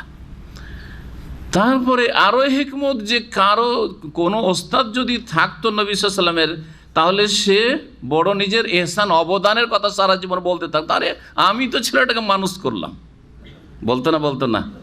আমাদের যেসব ওস্তাদ আমাদেরকে কায়দা বাগদাদিও পড়িয়েছে, সেও আমার ওস্তাদ বা তিনি আমার ওস্তাদ, ঠিক না? আমপারা পড়িয়েছে, কোরআন পড়িয়েছে, এই সব প্রাথমিক অক্ষরের জ্ঞান দিয়েছে, তারা অনেকে বেঁচে আছে। আমাদের সময় বলে ও তো আমার ছাত্র, ও তো আমার ছাত্র, বলে না? তার মানে আমার এহসান আছে যে ওকে যদি আলিফ বা না পড়াইতাম, কোরআন আর কায়দা না পড়াইতাম, তো তুমি কি হইতে পারতো, ঠিক না? যাতে এই বলার সুযোগ না থাকে নবী সাল্লাল্লাহু আলাইহি সাল্লামের ক্ষেত্রে কোনো মানুষের। নবী করিম সাল্লাল্লাহু আলাইহি সাল্লামকে যখন পড়তে বলা হলো, এখানে প্রশ্ন জাগে যে এখানে পড়তে বলা হচ্ছে, তার দুটোর একটা হইতে পারে। হয় বলা হচ্ছে যে আমি পড়ে শোনাচ্ছি, তুমি আমাকে ফলো করে পড়ো, তাই না? তাহলে এইটা তো অক্ষর জ্ঞান না থাকলেও পড়া যাবে না? একটা লোক অক্ষর টক্ষর কিছু বুঝে না, কোরআন নিয়ে আমি বসে আছি, আর ওকে বলছি যে পড়েন, যদি বলি পড়েন, তাহলে বলে আমি তো পড়তে পারি না। কিন্তু যদি বলি আমি বলছি পড়েন, হ্যাঁ, আমি যেভাবে বলছি, যেমন আমরা অনেকে দোয়া মুখস্থ রাখেন না, মজলিসের কাফারাত দোয়া পড়েন আর পড়া যায় সুবহানাকা, আপনার বলছে সুবহানাকা, অসুবিধা আছে নাকি? আপনি বলতে পারতেন নবী সাল্লাল্লাহু আলাইহি সাল্লামকে যদি ওইভাবে জিবরাইল বলতে যে পড়ো ইকরা বিসমি রাব্বিকাল্লাযী খালাক, পড়তে পারতেন না? পারতেন, যে আপনি পড়ে শোনাচ্ছেন, আমি আপনাকে ফলো করছি, তাই না? তাহলে বোঝা যাচ্ছে যে এখানে আরও কিছু হইতে পারে। অনেক মুফাসসিরিন এই কথা বলেছেন। নবী করিম সাল্লাল্লাহু আলাইহি ওয়াসাল্লামের কাছে প্রথম যেদিন ওহী এসেছিল, সেই দিন কোরআনে কারীম মুসহাফ, কোরআনে কারীম পুরোটা নিয়ে এসে রেশমি কাপড়ে নিয়ে এসে জিবরাইল আলাইহিস সালাম বলছেন পড়ো, কিতাব দেখতে পাচ্ছেন জিবরাইল আলাইহিস সালামের হাতে। আল্লাহু আলাম, কোন মুফাসসিরগণ এটা উল্লেখ করেছেন, পড়ো। নবী সাল্লাল্লাহু আলাইহি ওয়াসাল্লাম বলছেন আমি তো পড়তে পারি না, আপনি পুস্তক নিয়ে বলবেন পড়ো, আমি কোথায় পড়বো, মা না বিকার, আমি তো পড়তে পারি না। আল্লাহু আলাম। তো এটা কেন বললাম এই তাফসীর, অথবা নাই নিয়ে আসা হোক, যদি নাও নিয়ে আসে, ধরেন এই রেওয়ায়েত, এই বর্ণনা বা এই মতটি ঠিক নয়, কিন্তু আগের আসমানি ওয়াহিতে, কিতাবে তাওরাত, ইনজিলে নবী সাল্লাল্লাহু আলাইহি ওয়াসাল্লাম ভবিষ্যৎবাণী আছে কিনা, তার ওপর কিতাব গ্রন্থ নাজিল হবে, ভবিষ্যৎবাণী আছে কিনা? আছে। এই যে ভবিষ্যৎবাণীতে ওয়াদা করা হয়েছে যে শেষ কিতাব আসবে, শেষ নবী আসবেন, অথবা ওই কিতাব, যেই কিতাব, আগের ব্যাখ্যাটা বলি, ওই কিতাব, যেই কিতাবটি প্রথম দিন হে মুহাম্মদ সাল্লাল্লাহু আলাইহি ওয়াসাল্লাম তোমাকে দেখানো হয়েছিল হিরা পাহাড়ের গুহায় জাবালে নূরে, জালিকাল কিতাব, ওই কিতাব, ওই গ্রন্থ, লা রাইবা ফি, যাতে কোনো সন্দেহ নেই। এবার বুঝতে পেরেছেন? তাহলে সেটা তাজিমের জন্য হইতে পারে, আবার এই ব্যাখ্যাগুলি হইতে পারে। মুফাসসিরিনগণ অনেক এই রকমের মন্তব্য বা মত প্রকাশ করেছেন। আল্লাহু আলাম। লা রাইবা ফি মানে লা শাক্কা ফি, তাতে কোনো সন্দেহ নেই, কোনো সন্দেহ নেই। এটা আল্লাহর পক্ষ থেকে ঘোষণা, বাহ্যিক আল্লাহ ঘোষণা করছেন যে এই যে কিতাব, এতে কোনো সন্দেহ নেই, এতে যে বিশ্বাস ইমানিয়াতের বিষয়গুলি রয়েছে, আকীদার বিষয় রয়েছে, তাতে কোনো সন্দেহ নাই যে এগুলো ঠিক, সঠিক, বিশুদ্ধ আকীদা। এতে যে আদেশগুলি রয়েছে, এগুলি আমার আদেশ, এতে কোনো সন্দেহ নেই। এতে যেসব নিষেধাজ্ঞা রয়েছে, সেগুলি আমার পক্ষ থেকে, আমি সৃষ্টিকর্তা, তোমাদের কোনো সন্দেহ নেই। এতে যেসব কাহিনী বর্ণনা করা হয়েছে, ঘটনা বলি, এতে কোনো সন্দেহ নেই। এতে যেসব বিষয় তুলে ধরা হয়েছে, যালিকাল কিতাব লা রাইবা ফি, কোরআনে কারিমে অতীতের অনেক কাহিনী, কিসাস, ঘটনা বলি, ভবিষ্যৎবাণী বর্ণনা করা হয়েছে। হয়েছে না হয় নাই? ইয়াজুজ মাজুজের কথা নেই, আছে না নেই? ইন্না ইয়াজুজ ওয়া মাজুজ মুফসিদুন ফিল আরদ, ঘটেছে না ঘটবে? ভবিষ্যৎবাণী লা রাইবা ফি, কোনো সন্দেহ নেই, কোনো সন্দেহ নেই। কোরআনে বলা হয়েছে জান্নাত জাহান্নামের কথা, কোনো সন্দেহ নেই। কোরআনে বলা হয়েছে হায়াত এবং মৌতের কথা, কিসের জন্য? কোনো সন্দেহ নেই। কোরআনে বলা হয়েছে যে এই হায়াতের পরে কি রয়েছে? আখিরাত। মৌতের পরে আখিরাত রয়েছে, জাযা রয়েছে, মালিক ইয়াউমিদ্দিন, প্রতিদান রয়েছে। এই প্রতিদান জগৎ এবং প্রতিদান হিসাব সম্পর্কে কোনো সন্দেহ নেই। মিজান, দাঁড়িপাল্লা, নেকি গুনাহ ওজন হবে, কোনো সন্দেহ নেই, ইত্যাদি ইত্যাদি। কিয়ামত হবে, পৃথিবী ধ্বংস হবে, কুল্লু শাইইন হালিকুন ইল্লা ওয়াজহা, কোনো সন্দেহ নেই, ইত্যাদি। লা রাইবা ফি। তাহলে আল্লাহর পক্ষ থেকে এটাই হচ্ছে কি? ঘোষণা, একটি মত। আর একটি মত হচ্ছে যে যদিও শব্দের দিক থেকে ঘোষণা, কিন্তু এখানে আল্লাহর পক্ষ থেকে নির্দেশ রয়েছে। এলানুন, এলান ঘোষণা, কিন্তু উদ্দেশ্য হচ্ছে হুকুম, আদেশ, নির্দেশ। কি? লা রাইবা ফি, লা তারতাবু ফিহি, তোমরা কোনো সন্দেহ করিও না এই কিতাব, এই গ্রন্থ, যাতে তোমরা কোনো সন্দেহ করিও না, বরং বিশ্বাস স্থাপন করো হে মানুষ। হুদাল লিল মুত্তাকিন, এই কিতাব নাজিল করার উদ্দেশ্য কি? আল্লাহ বলছেন যে হুদান মানে হাদিয়ান, পথ নির্দেশক। হাদিয়ান মানে হচ্ছে রাস্তা দেখানেওয়ালা, জি, পথ নির্দেশক এই কিতাব। কাকে রাস্তা দেখাবে? লিল মুত্তাকিন, যারা সাবধানী, যারা সতর্ক, যারা সংযমী, যারা তাকওয়া মানে আল্লাহর ভয়ে মন্দ কথা কাজ থেকে বেঁচে থাকি, আল্লাহর ভয়ে, সৃষ্টিকর্তার পাকড়াওয়ের ভয়ে, তিনি জেনে নেবেন, ধরে নেবেন, রেকর্ড রাখবেন এবং হিসাব নেবেন, এই ভয়ে যারা ভালো কথা কাজ করে এবং মন্দ কথা কাজ থেকে বেঁচে থাকে, ফরজ অজেব আদায় করে, হারাম নাজায়েজ থেকে বেঁচে থাকে, তারাই হচ্ছে মুত্তাকি। আল্লাহর ভয়ে ভালো কাজ করে আর আল্লাহর ভয়ে মন্দ কথা কাজ থেকে বেঁচে থাকে, তাদেরকে রাস্তা দেখাবে এই কিতাব। কেমন কথা? তাইলে কোরআনে কারীম যারা আল্লাহকে ভয় করে তাদেরকে রাস্তা দেখায় না? দেখায় না? দেখায় না? দেখায়। তো আল্লাহ যা বলছেন, না না না, মুত্তাকিন দেখে। মুত্তাকিন তাহলে যারা মুত্তাকিন নয়, মুসলিম মেলা মুত্তাকিন না, কোনো গুনাহ থেকে বাঁচে না, বা মেলা গুনাহ থেকে বাঁচে না, হ্যাঁ, মেলা ফরজ আদায় করেন না, তোর তো মুত্তাকিন নয়। যারা গুনহায় লিপ্ত, ফরজে ঘাটতি অথবা হারামে লিপ্ত, তারা মুত্তাকি নয়, আল্লাহ ভীরুও নয়, আর তারা সাবধানীও না, তারা সংযমীও না, আর তারা আল্লাহর ভয়ে নয়। ওই তো অনেকে দুনিয়ার ঘরে যে অনেকে কিছু মানছে কিছু মানছে না, তারা মুত্তাকি তো নয়। আর যারা কাফের, বিশ্বাসী নয়, হ্যাঁ, মুশরিক, তারা তো মুঠেই মুত্তাকি নয়, তারা কোনো তাকওয়া নাই তাদের, তাদের সব কিছু গরজ চাওয়া পাওয়া হচ্ছে দুনিয়া, এছাড়া আর কিছু নেই, না বিশ্বাস না কোনো কর্ম, কিছুই নেই, তারা মুত্তাকি নয়। তাহলে তাদেরকে, কাফেরদেরকে হেদায়েত করবেন না, যারা মুসলিম সমাজের পাপী গুনাহগার ফাসেক, তাদেরকে হেদায়েত করবে না? কেমন কথা? করবে না? করবে না? করবে। তো কোরআন যে বলছেন না করবে না, তো হুদাল লিল মুত্তাকিন। কি যেন বলা হয়েছে? এই জন্যই যে সত্যিকার অর্থে কোরআন থেকে লাভবান হবে যারা সংযমী, যারা পাপ মুক্ত থাকতে চায়, যারা পাপ থেকে বাঁচতে চায়, যারা জাহান্নামের আগুন থেকে বাঁচতে চায়, যারা আল্লাহর পাকড়াও থেকে বাঁচতে চায়, তারাই লাভবান হবে। লাভ যার হবে না, তাদেরকে রাস্তা দেখাইলে কি আর না দেখাইলে বা কি? এর একটা উদাহরণ দিলে বুঝবেন। ভালো ভালো পুষ্টিকর খাদ্য আছে না নেই? আল্লাহর জমিনে, আপনার বাড়িতেও আছে।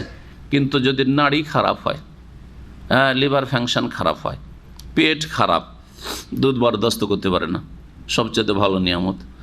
দুধ থেকে যতগুলো প্রোডাক্ট আছে, হ্যাঁ, লাবান বরদাস্ত হয় না, হ্যাঁ, তারপরে দই বরদাস্ত হয় না, ঘি তো মোটেই বরদাস্ত হয় না। না না না ভাই, ঘি খেতে পারি না আমি, আমাকে সাদা ভাত দেন। করছেন না? তো দোষ ঘিয়ের না দোষ আপনার পেটের? হ্যাঁ, তো কোরআনে কেরিমে ত্রুটি নেই, কোরআনে কেরিম তো উপকৃত করার জন্যই তো নাজিল হয়েছে। কিন্তু দোষ হচ্ছে মানব জাতির, যার মধ্যে যোগ্যতা নেই, যোগ্যতা নিজের হারিয়ে ফেলেছে হেদায়েতের, তাদের জন্য কোরআনে কারীম লাভজনক নয়, বরং তাদের জন্য আরও ক্ষতিকর, কোরআন দিয়ে আরও ক্ষতিগ্রস্ত হবে। যেমন এই মর্মে বেশ কিছু আয়াত রয়েছে, তার মধ্যে একটি আয়াত স্মরণ করে সূরা বনী ইসরাঈলের, ওয়ানুনাজ্জিলু মিনাল কোরআনে মা হুয়া শিফা। আল্লাহ বলছেন কোরআনে কারীম হতে আমি নাজিল করি মা হুয়া শিফা, এমন আয়াত সূরা যাতে কি রয়েছে, আরোগ্য রয়েছে। কি রয়েছে? শিফা, আরোগ্য রয়েছে। অন্তরের ব্যাধির আরোগ্য রয়েছে, চালচলনের ব্যাধির আরোগ্য রয়েছে। হ্যাঁ, বিভিন্ন যে রোগ, রুহের আত্মার রোগ, এমনকি শরীরের রোগ, কিন্তু মূলত শরীরের রোগ না, আসল হচ্ছে কলবে যে শিরকের ব্যাধি, কুফরের ব্যাধি, নাস্তিকতার ব্যাধি, আর পাপের কামনা বাসনের ব্যাধি, শাহওয়াতের ব্যাধি, সংশয় আর শুবহাতের ব্যাধি, এইরকমের বহু যে ব্যাধি রয়েছে, এইসব ব্যাধি এর চিকিৎসা কিসে আছে? কোরআনে। তাহলে কোরআনের চিকিৎসা আছে। চিকিৎসা নেওয়ার পরে যদি সেবন ঠিক থাকে তাহলে না ফলপ্রসূ হবে। বুঝছেন না? বুঝছেন না? ভালো ডাক্তারের কাছে, স্পেশালিটির কাছ থেকে ওষুধ লিখে নিয়ে আসলেন, প্রিসক্রিপশন, কোরআনে কারীম প্রিসক্রিপশন। তারপর যদি ওষুধ কিনেও নেন, কিনে নিলেন, খেতে বলেছে 3 বার, খাচ্ছেন 1 বার, খেতে বলেছে 2 বার, খাচ্ছেন 5 বার, যে তাড়াতাড়ি শেষ করে দিই, সফরে যেতে হবে, দুনিয়া থেকে শেষ হয়ে যাবেন, ঠিক না? জি হ্যাঁ, তাহলে বোঝা গেল যে শেফা তো আছে, ওয়ানুনাজ্জিলু মিনাল কোরআনি মা হুয়া শিফাউন ওয়া রাহমাতুল লিল মুমিনিন, আর রহমতও আছে। কার জন্য শেফা আর রহমত? কার জন্য? লিল মুমিনিন, ওখানে যে মুমিন ইমানদার লোকদের জন্য, যারা বিশ্বাস করবে তাদের জন্য। ওয়ালা ইয়াজিদু যালিমিন, আর যারা জালেম, কাফের জালেম, মুশরিক জালেম, বেদাতি জালেম, বেদাত থেকে হেদায়েত হবে না কোরআন পেয়েও। কোরআন আল্লাহ বলছে আকমাল তোর দিন কামিল করে দিয়ে, বলছেন না না না, আমাদের আরও করা লাগবে। বুঝা গেছে কি না? বেদাতিও হেদায়েত হয় না, বেনামাজি হেদায়েত হয় না, পাপী হেদায়েত হয় না, কবিরা গুনাহ, বিভিন্ন কবিরা গুনাহে হারামে লিপ্ত আছে, হারাম খেয়ে যাচ্ছে, হারাম দেখছে, হারাম চলছে, কোনো সংশোধন করছে না, এরা হচ্ছে জালেমিন। কেউ বড় জালেম, কেউ মেজো জালেম, সেজো জালেম, মেলা স্তরের জালেম আছে। হ্যাঁ, কেউ সবচেয়ে বড় জুলুম করে শিরক কুফরি, আর কেউ বড় জুলুম করে যে ফরজ ওয়াজিবে ঘাটতি, হারাম না জায়েজ, কেউ বান্দার উপরে জুলুম করে, আল্লাহর সৃষ্টির উপরে জুলুম করে, 3 রকমের জালেম। ওয়ালা ইয়াজিদু যালিমিনা ইল্লা খাসারা, তবে কোরআনে কারীম জালেমদের ক্ষতি বাড়িয়ে দেয়। জালেমরা শুধু লাভবান হবে না এই কথা বলেনি আল্লাহ। কি বলছেন? লাভ তো হলো না, আরো ক্ষতি বেড়ে গেল। কোরআন আসলো, কোরআনের জ্ঞান হাসিল করলো, তৌহিদের কথা, আল্লাহ আহাদ পড়ে আর ফরিয়াদ করে, ইয়া গৌস, গৌসে পাক দিতে পারে, ইয়া খাজা। সূরা ইখলাসই বুঝলো না, কি গোটা কোরআন বুঝবে? জি, কোরআন বলে আসমান জমিনে কেউ অদৃশ্য গায়বের জ্ঞান রাখেন আল্লাহ ছাড়া, বলছে রাসূলুল্লাহ আলিমুল গায়ব। আর তারপরে আমাদের ওলি আউলিয়া জানা না, পীরে কামে তাদের কাশফ হয়ে যায়, কাশফে সারা পৃথিবী দেখতে পায় কোথায় কি হচ্ছে না হচ্ছে। এসব সুফিবাদী সব শিখিয়েছে, কি শিখায়নি? তাহলে কোরআন দিয়ে এই জালেমরা আরো বেশি ক্ষতিগ্রস্ত হয়েছে। নাজেল হইলো, জানলো, পড়লো, মাদ্রাসা পড়ুয়া সব ফারেক ওরা, আর কতদিন ধরে হাদিস আর না কোরআন পড়াচ্ছে, ফিকহ পড়াচ্ছে, কিন্তু কোরআনের আসল উদ্দেশ্যই পৌঁছিল না। আর কোরআন কি বক্র অন্তর নিয়ে বুঝেছে, সোজা অন্তর নিয়ে বুঝেনি। সুতরাং কোরআনের অর্থের বিকৃতি ঘটিয়েছে, অপব্যাখ্যা করেছে। ওয়ালা ইয়াজিদু যালিমিন ইল্লা খাসারা। এই জন্য আল্লাহ বলছেন যে হেদায়েত পাবে একমাত্র যারা আল্লাহ ভীরু, তাদের মধ্যে যোগ্যতা আছে হেদায়েত নেওয়ার। এখন প্রশ্ন উঠে যে ঠিক আছে, যারা সংযমী, যারা আল্লাহ ভীরু, যারা মুত্তাকি, তারা হেদায়েত পাবে। তো মুত্তাকি আবার কারা একটু বুঝিয়ে দেন। আল্লাহ বলছে ঠিক আছে, শোনো, কিছু বৈশিষ্ট্য বলছে যে মুত্তাকি হইলে কি করতে হবে, শোনেন। আল্লাযীনা ইউমিনুনা বিল গায়ব, প্রথম বৈশিষ্ট্য হচ্ছে যারা না দেখে বিশ্বাস করে। কি করে? একটা অর্থ হচ্ছে না দেখে বিশ্বাস করে, আর একটা হচ্ছে যারা অদৃশ্যে বিশ্বাসী। ইউমিনুনা বিল গায়ব মানে যারা অদৃশ্য বিশ্বাসী। আল্লাহ দৃশ্য না অদৃশ্য? দেখি না, আর কোনোদিন দেখতেও পাবো না, কিন্তু বিশ্বাস করি, ঠিক না? রাসূল সাল্লাল্লাহু আলাইহি সাল্লাম যে রাসূল, আমরা দেখেছি নাকি? না শুনেছি যে রাসূল, বিশ্বাস করেছি। কোরআন যে রাসূলের কাছে ওই আল্লাহর পক্ষ থেকে হচ্ছে, দেখেছি নাকি? কিন্তু বিশ্বাস করেছি। আল্লাহ বলেছেন যে আমি নাযিল করেছি আমার রাসূল মুহাম্মাদুর রাসূলুল্লাহ, তাই বিশ্বাস করেছি, আল্লাহর কথা বিশ্বাস করেছি। রাসূলুল্লাহ সাল্লাল্লাহু আলাইহি ওয়াসাল্লাম আস-সাদিকুল আমিন, সত্যবাদী, তার কথা বিশ্বাস করেছি। আগের আম্বিয়া রাসূলগণ ভবিষ্যৎবাণী করেছেন, যারা আগের কিতাবের ভবিষ্যৎবাণী পড়ে বিশ্বাস করে তারা বিশ্বাস করেছে। না দেখে বিশ্বাস বা অদৃশ্যে বিশ্বাস, অদৃশ্য হচ্ছে জান্নাহ, অদৃশ্য হচ্ছে জাহান্নাম, অদৃশ্য হচ্ছে এইরকমই মালায়েকা, বিশ্বাস করি না করি না? জিন, অদৃশ্য বিশ্বাস করি, অদৃশ্য বিশ্বাসী, অথবা না দেখে বিশ্বাসী। আমাদের সব কিছু দেখা শর্ত না। দুনিয়ার ক্ষেত্রে আমরা না দেখে বিশ্বাস করি, দিনের ক্ষেত্রে কেন বিশ্বাস করব না? অসৎ লোকের কথা না দেখে বিশ্বাস করি, সবচেয়ে সৎ লোক, তাদের কথা না দেখে কেন বিশ্বাস করব না? এর ব্যাখ্যা করি, তাহলে বুঝবেন। অনেকের বাপ মা অসৎ, ঠিক কিনা? এই যে এ হচ্ছে আমার বাপ, এই হচ্ছে আমার মা, কে দেখে বিশ্বাস করেছেন? না সবাই শুনে বিশ্বাস করেছেন? সবাই শুনে বিশ্বাস। কার কাছে শুনেছেন? যখন হুঁশ হয়েছে একটু আর মুখ ফুটেছে, বলছে এটা তোর বাপ, বাবা, এটা হচ্ছে তোর, হ্যাঁ, মা আম্মা শিখিয়েছে, শুনে শুনে বিশ্বাস। অথচ দেখা যাচ্ছে বড় হওয়ার পরে সাবালক এসে আমার বাপ অসৎ, হারাম খায়, মিথ্যা কথা বলে, মা মিথ্যা কথা বলে, ওরাই শিখিয়েছে আমাকে, এটা তোর মা, এটা তোর বাপ। বিশ্বাস করি না করি না? তারপরেও বিশ্বাস করি যে বাপ মা বলেছে, এই বাপ এই মা, বিশ্বাস করি। আচ্ছা, মায়ের পেট থেকে জন্ম নিয়েছেন, ওইটা যদিও দেখেননি, ওই সময় হুঁশ ছিল না, হুঁশ ছিল কি, কিন্তু এটা অনেকটাই ঠিক আছে। কিন্তু এইটাই যে আসল বাপ, না কোনো হারাম বাপ ছিল, তাই বা কে জানে? অসৎ লোক বাপ মা, তারপরে বিশ্বাস করছে, তাদের কথা বিশ্বাস করছেন না। আপনার যদি কেউ বলে যে আপনার সন্দেহ হয় না এটা আপনার বাপ, কি করে বাপ বলছেন আপনি, কি কোথায় দলিল কি? নাস্তিককে বলছি যে তোর যেটা বাপ তুই কেমন করে জানলি? হ্যাঁ, তোর মাও তো মিথ্যা বলতে পারে, তোর বাবাও তো মিথ্যা বলতে পারে, ঠিক কিনা? যারও সন্তানও তো হইতে পারিস, কি করে বিশ্বাস করিস? নিশ্চিত বিশ্বাস করি আমার বাপ আমার মা। অসৎ লোকেরা বললে বাপ মাকে বিশ্বাস করিনি, এটা আমার দাদি, এটা দাদা, এটা নানা নানি ইত্যাদি আমরা সব বিশ্বাস করি। আর সবচেয়ে সত্যবাদী রব্বুল আলামিন, আসদাকুল কাইলিন, কুল সাদাকাল্লাহ, রাসূলুল্লাহ সাল্লাল্লাহু আলাইহি ওয়াসাল্লাম সবচেয়ে বড় সত্যবাদী মানব জাতির মধ্যে। আম্বিয়া রাসূলগণ সবচেয়ে বেশি সত্যবাদী, তারা সকলে বলেছে তাওহীদের কথা, এক আল্লাহর কথা, সকলে বলেছেন জান্নাত জাহান্নামের কথা, সকলে বলেছেন এইটা দুনিয়া কর্মজগৎ আর আখিরাত হচ্ছে বদলার জগৎ। বিশ্বাস করবেন না? একদিন কিয়ামতে উঠতে হবে, সমস্ত নবী রাসূলগণ বলেছেন, তারা সত্যবাদী। বিশ্বাস করবেন না? সুতরাং আল্লাহর কাছে দোয়া করে আল্লাহ যেন অসৎ লোকদেরকে, বেদিনদেরকে আল্লাহ হেদায়েত দান করেন। আল্লাহ আমাদেরকে হেদায়েতের অটলতা দান করেন। না দেখে বিশ্বাস করা শর্ত। না দেখে বিশ্বাস, এমন বিশ্বাস আমরা করি, এটা যদি লম্বা করি মেলা কথা হয়ে যাবে। সুস্থ মানুষ গেছেন ডাক্তার কাছে, যাওয়ার পরে বলছে যে আপনার হার্ট এখন ব্লক, এক্ষুনি মারা যাবে, এমন ভয় দেখায়, সব বিশ্বাস। কি করতে হবে? এক্ষুনি অপারেশন করতে হবে, আর বাড়ি যাওয়া চলবে না। কত লাখ টাকা লাগবে? পয়সাওয়ালা 50 লাখ। বলছে ঠিক আছে। বিশ্বাস করছেন না করছেন না?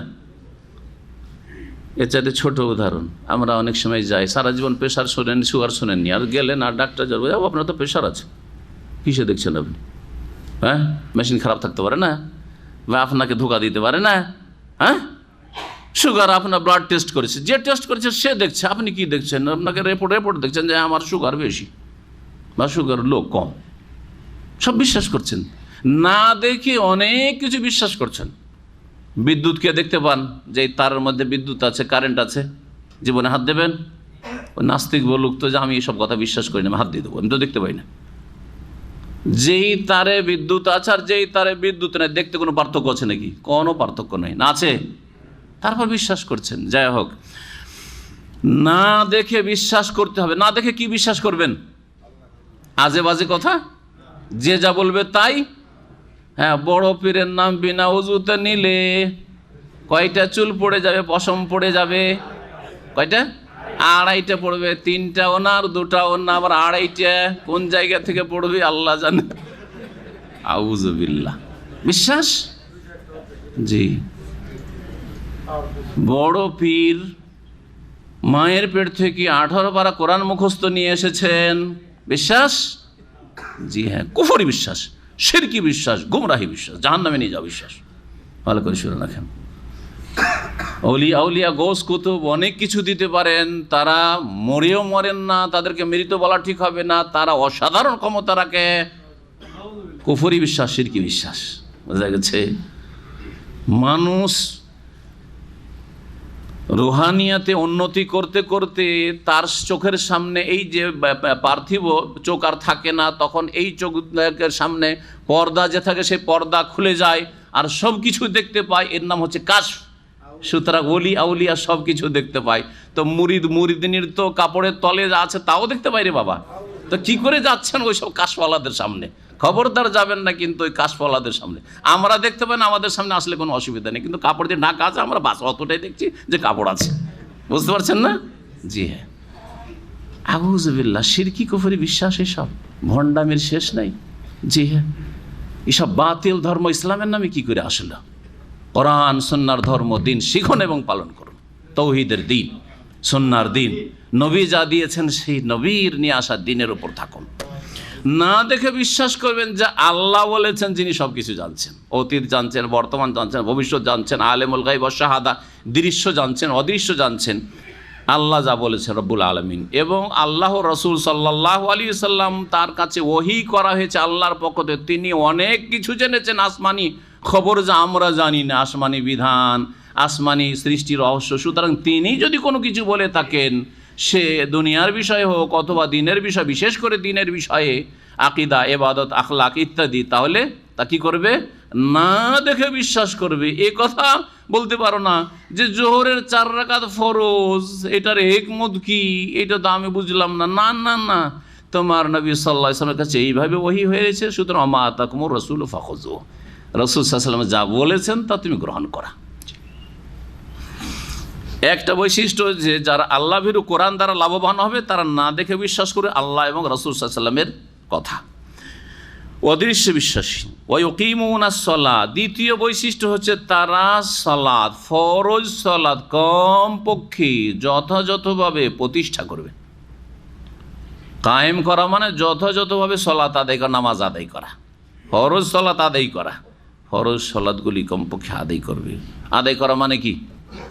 শুধু 5 টাইম পড়লেই হবে? হ্যাঁ, একটা হচ্ছে 5 ওয়াক্ত পড়তে হবে, 4 করা যাবে না, ভালো করে শুনে নেন। আর একটা হচ্ছে যে 17 রাকাত পড়তে হবে, 17 রাকাত ফরজ কাজ 17 পড়তে হবে, সেটা তাতে কম করা যাবে না, একমাত্র সফর ছাড়া। সফরে না ছাড় আছে, 4কে 2 করা হয়েছে, এশার, জোহরের, আসরের। বাকি বাড়িতে মুকিম থাকলে 17 পড়ে, 17তে 15, 16 চলবে না। জি হ্যাঁ। তারপরে নামাজের কিছু রুকুন আছে, ফরজ, শর্ত আছে, ওয়াজিবাত আছে, সুন্নাত আছে, সবগুলি সহ পালন করতে, এটা যথাযথ কায়েম করা। তারপরে নামাজের জন্য ওয়াক্ত ফরজ, সময় শুরু হওয়া ফরজ, সময়ের শুরু এবং শেষের মাঝখানে হইতে হবে। আউয়াল ওয়াক্ত হইলে ভালো, না হলে মাঝখানে, না হলে শেষখানে। ওয়াক্তের আগেও চলবে না, সময়ের আগেও, সময়ের পরেও চলবে। জোহরের নামাজ সকাল 10টায় পড়ে বসে আছেন, হবে? হ্যাঁ, জোহরের নামাজ আপনি আসর পরে পড়ছেন, মাগরিব পরে পড়ছেন, হবে? হবে না। মাগরিবের নামাজ সূর্য ডুবার আগেই পড়ে নিচ্ছেন, হবে? হবে না। ওয়াক্ত মোতাবেক পড়তে হবে। নামাজের ভিতরে নামাজের রূহ আছে, সেটা হচ্ছে খুশু, একগ্রতার সাথে। একটা হচ্ছে বাহ্যিক নামাজের একটা বডি গঠন, কিয়াম, রুকু, সুজুদ, কাদা, বৈঠক, জলসা। আর নামাজের আভ্যন্তরের বিষয় হচ্ছে খুশু, একগ্রতা, বিনয়ী হওয়া, মনোযোগী হওয়া। আল্লাহর সাথে কথা বলছেন চুপি সারি, দুনিয়ার কোনো কিছুর সাথে সম্পর্ক নেই আপনার। খুশু সহ নামাজ পড়তে হবে। নামাজ কায়েম করা হচ্ছে নবী মুহাম্মদুর রাসূলুল্লাহ সাল্লাল্লাহু আলাইহি ওয়াসাল্লামের তরিকায় নামাজ পড়তে হবে।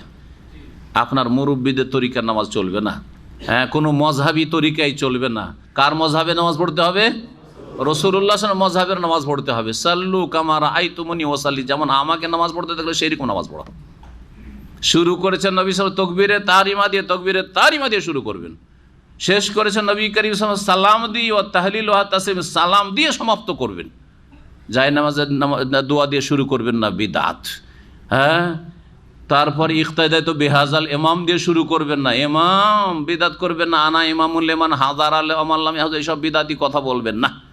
তারপরে নিয়ত পড়বে না, নিয়ত এইখানে আছে, এইখানে নেই। জেহালত, অজ্ঞতা যে এখানকার নিয়তকে এখানে নিয়ে চলে গেছেন। ঠিক পাগল আপনাকে বলবে যদি কান দিয়ে শুঙ্গেন, আতর নিয়ে কানে ঢালছেন, হবে? সামান্য একটু আতর যদি নাকের কাছে নিয়ে আসেন তো সেন্ট পাবেন, কিন্তু কানে যদি আতর ঢেলে ভর্তিও করে দেন কিছুই সেন্ট পাবেন না। হ্যাঁ, সেন্ট এইখান দিয়ে আবার এটা বন্ধ থাকলে কাজ হবে না। তো যারা অন্তরে নিয়ত না করে নামাই তো পড়ে, তারা ওই রকমই যে কান দিয়ে শুঙ্গে আর নাক দিয়ে খেলেও তো 2-1টা দানা যেতে পারে। হ্যাঁ, চোখ দিয়ে খায় আর জবান দিয়ে দেখে। যদি কে এইরকম যদি কথা বলে তো তাকে কি বলবেন? পাগল হয়েছে, একে পাবনা নিয়ে যেতে হবে।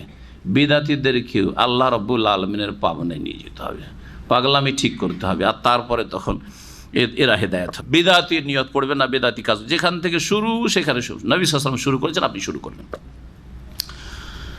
যেখানে শেষ সেখানে শেষ। তারপরে জিকির আজকার আছে, সম্মিলিত মোনাজাত নেই। জিকির আজকার, তাসবিহ, তাহলিল এগুলো আছে, মোনাজাত নেই, সম্মিলিত মোনাজাত। জি, নামাজ কায়েম করা। তৃতীয় বৈশিষ্ট্য হচ্ছে আল্লাহ ভীরুদের, যাদেরকে কোরআন হেদায়েত করবে, লাভবান হতে পারে কোরআন থেকে, মিম্মা রাযাকনাহুম ইউনফিকুন, যা তাদেরকে আমি উপজীবিকা দিয়েছি, দান করেছি, তা থেকে ব্যয় করে, খরচ করে। এই খরচ করা 2 রকম হতে পারে। প্রথমত, এক হচ্ছে ফরজ খরচ, আর এক হচ্ছে নফল অতিরিক্ত, ফরজের অতিরিক্ত খরচ। সেটা হ্যাঁ, জাকাত ফরজ যদি হয়, খরচের ক্ষেত্রে তো ফরজ হচ্ছে জাকাত, আর নফল হচ্ছে সাদকা খায়রাত, অতিরিক্ত দান খায়রাত করা। মুসলিম অসহায় ভাই বোনদের জন্য দান খায়রাত করা, রোহিঙ্গা, মজলুম, নারী, শিশু এবং যারা হিজরত করে এসছে তাদেরকে আশ্রয় দেওয়া, তাদের জন্য ব্যয় করা। কখনো ফরজ আর কখনো নফল। ফরজ হইতে পারে, আবার নফল হইতে পারে। আপনার না দিলে আর কেউ দেনেওয়ালা নেই, তাহলে ফরজ।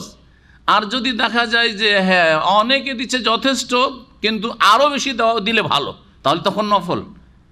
এটা মনে করি না যে এটা নফল, শুধু জাকাতটাই শুধু ফরজ, আর অসহায় মুসলিমদের ভাই বোনদের সাহায্য করা ফরজ না। ফরজ ফরজ যদি বিকল্প কোনো ব্যবস্থা না থাকে তাদের রুজি রিজিকের আশ্রয়ের, বাসস্থানে, তাহলে ফরজ। জি, ফরজে কেফায়া হইতে পারে যদি এলাকার কিছু লোক দিলে কাজ চলে যায়, আর যদি দেখা যায় সবাইকে দিতে হবে, না হলে জায়গায় হবে না, এদের খাওয়া দাওয়ার ব্যবস্থা হবে না, তাহলে ফরজে আইন। এত সহজ বিষয় নয়, বিষয়গুলো গভীরভাবে বোঝার চেষ্টা করে। আল্লাহ রাব্বুল আলামিন যেন মুসলিম ভাই বোনদের মদদ করার তৌফিক দান করেন এবং তাদের পাশে দাঁড়ানোর তৌফিক দান করেন। সমস্ত স্তরের মুসলিমদেরকে ইসলামিক ভ্রাতৃত্বের হক আদায় করার তৌফিক দান করেন।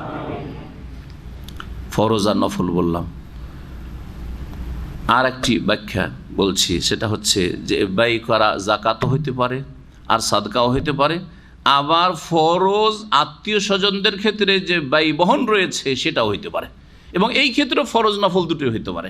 আত্মীয় স্বজনদের খরচ খরচা বহনের ক্ষেত্রে 2টো স্তর আছে, একটা ফরজ স্তর, ওয়াজিব স্তর, একটা হচ্ছে নফল অতিরিক্ত স্তর।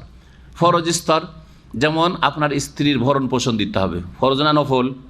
ফরজ। ছেলে মেয়েদের, নাবালক ছেলে মেয়েদের ভরণ পোষণ ফরজ। সাবালক রুজি রোজগার করে খাচ্ছে, ইনকাম করতে পারছে, ফরজ না নফল? নফল। বুঝতে পারছেন? স্ত্রী চাকরি করছে, ওর ভরণ পোষণ দেওয়া ফরজ না নফল? ফরজ। আসতে হয়ে গেল আওয়াজ। তার মানে অনেকে আছেন যে স্ত্রী চাকরি করলে তোর খরচ তুই মেনটেন কর, আর দিব না, নাকি?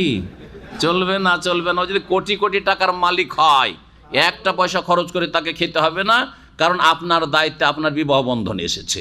আপনার চার্জ করার কোনো অধিকার নেই যে তোমার বেতনগুলি কি করছো, কোথায় কি করছো, জানতেই পারলাম না, এটাও বলার আপনার অধিকার নেই।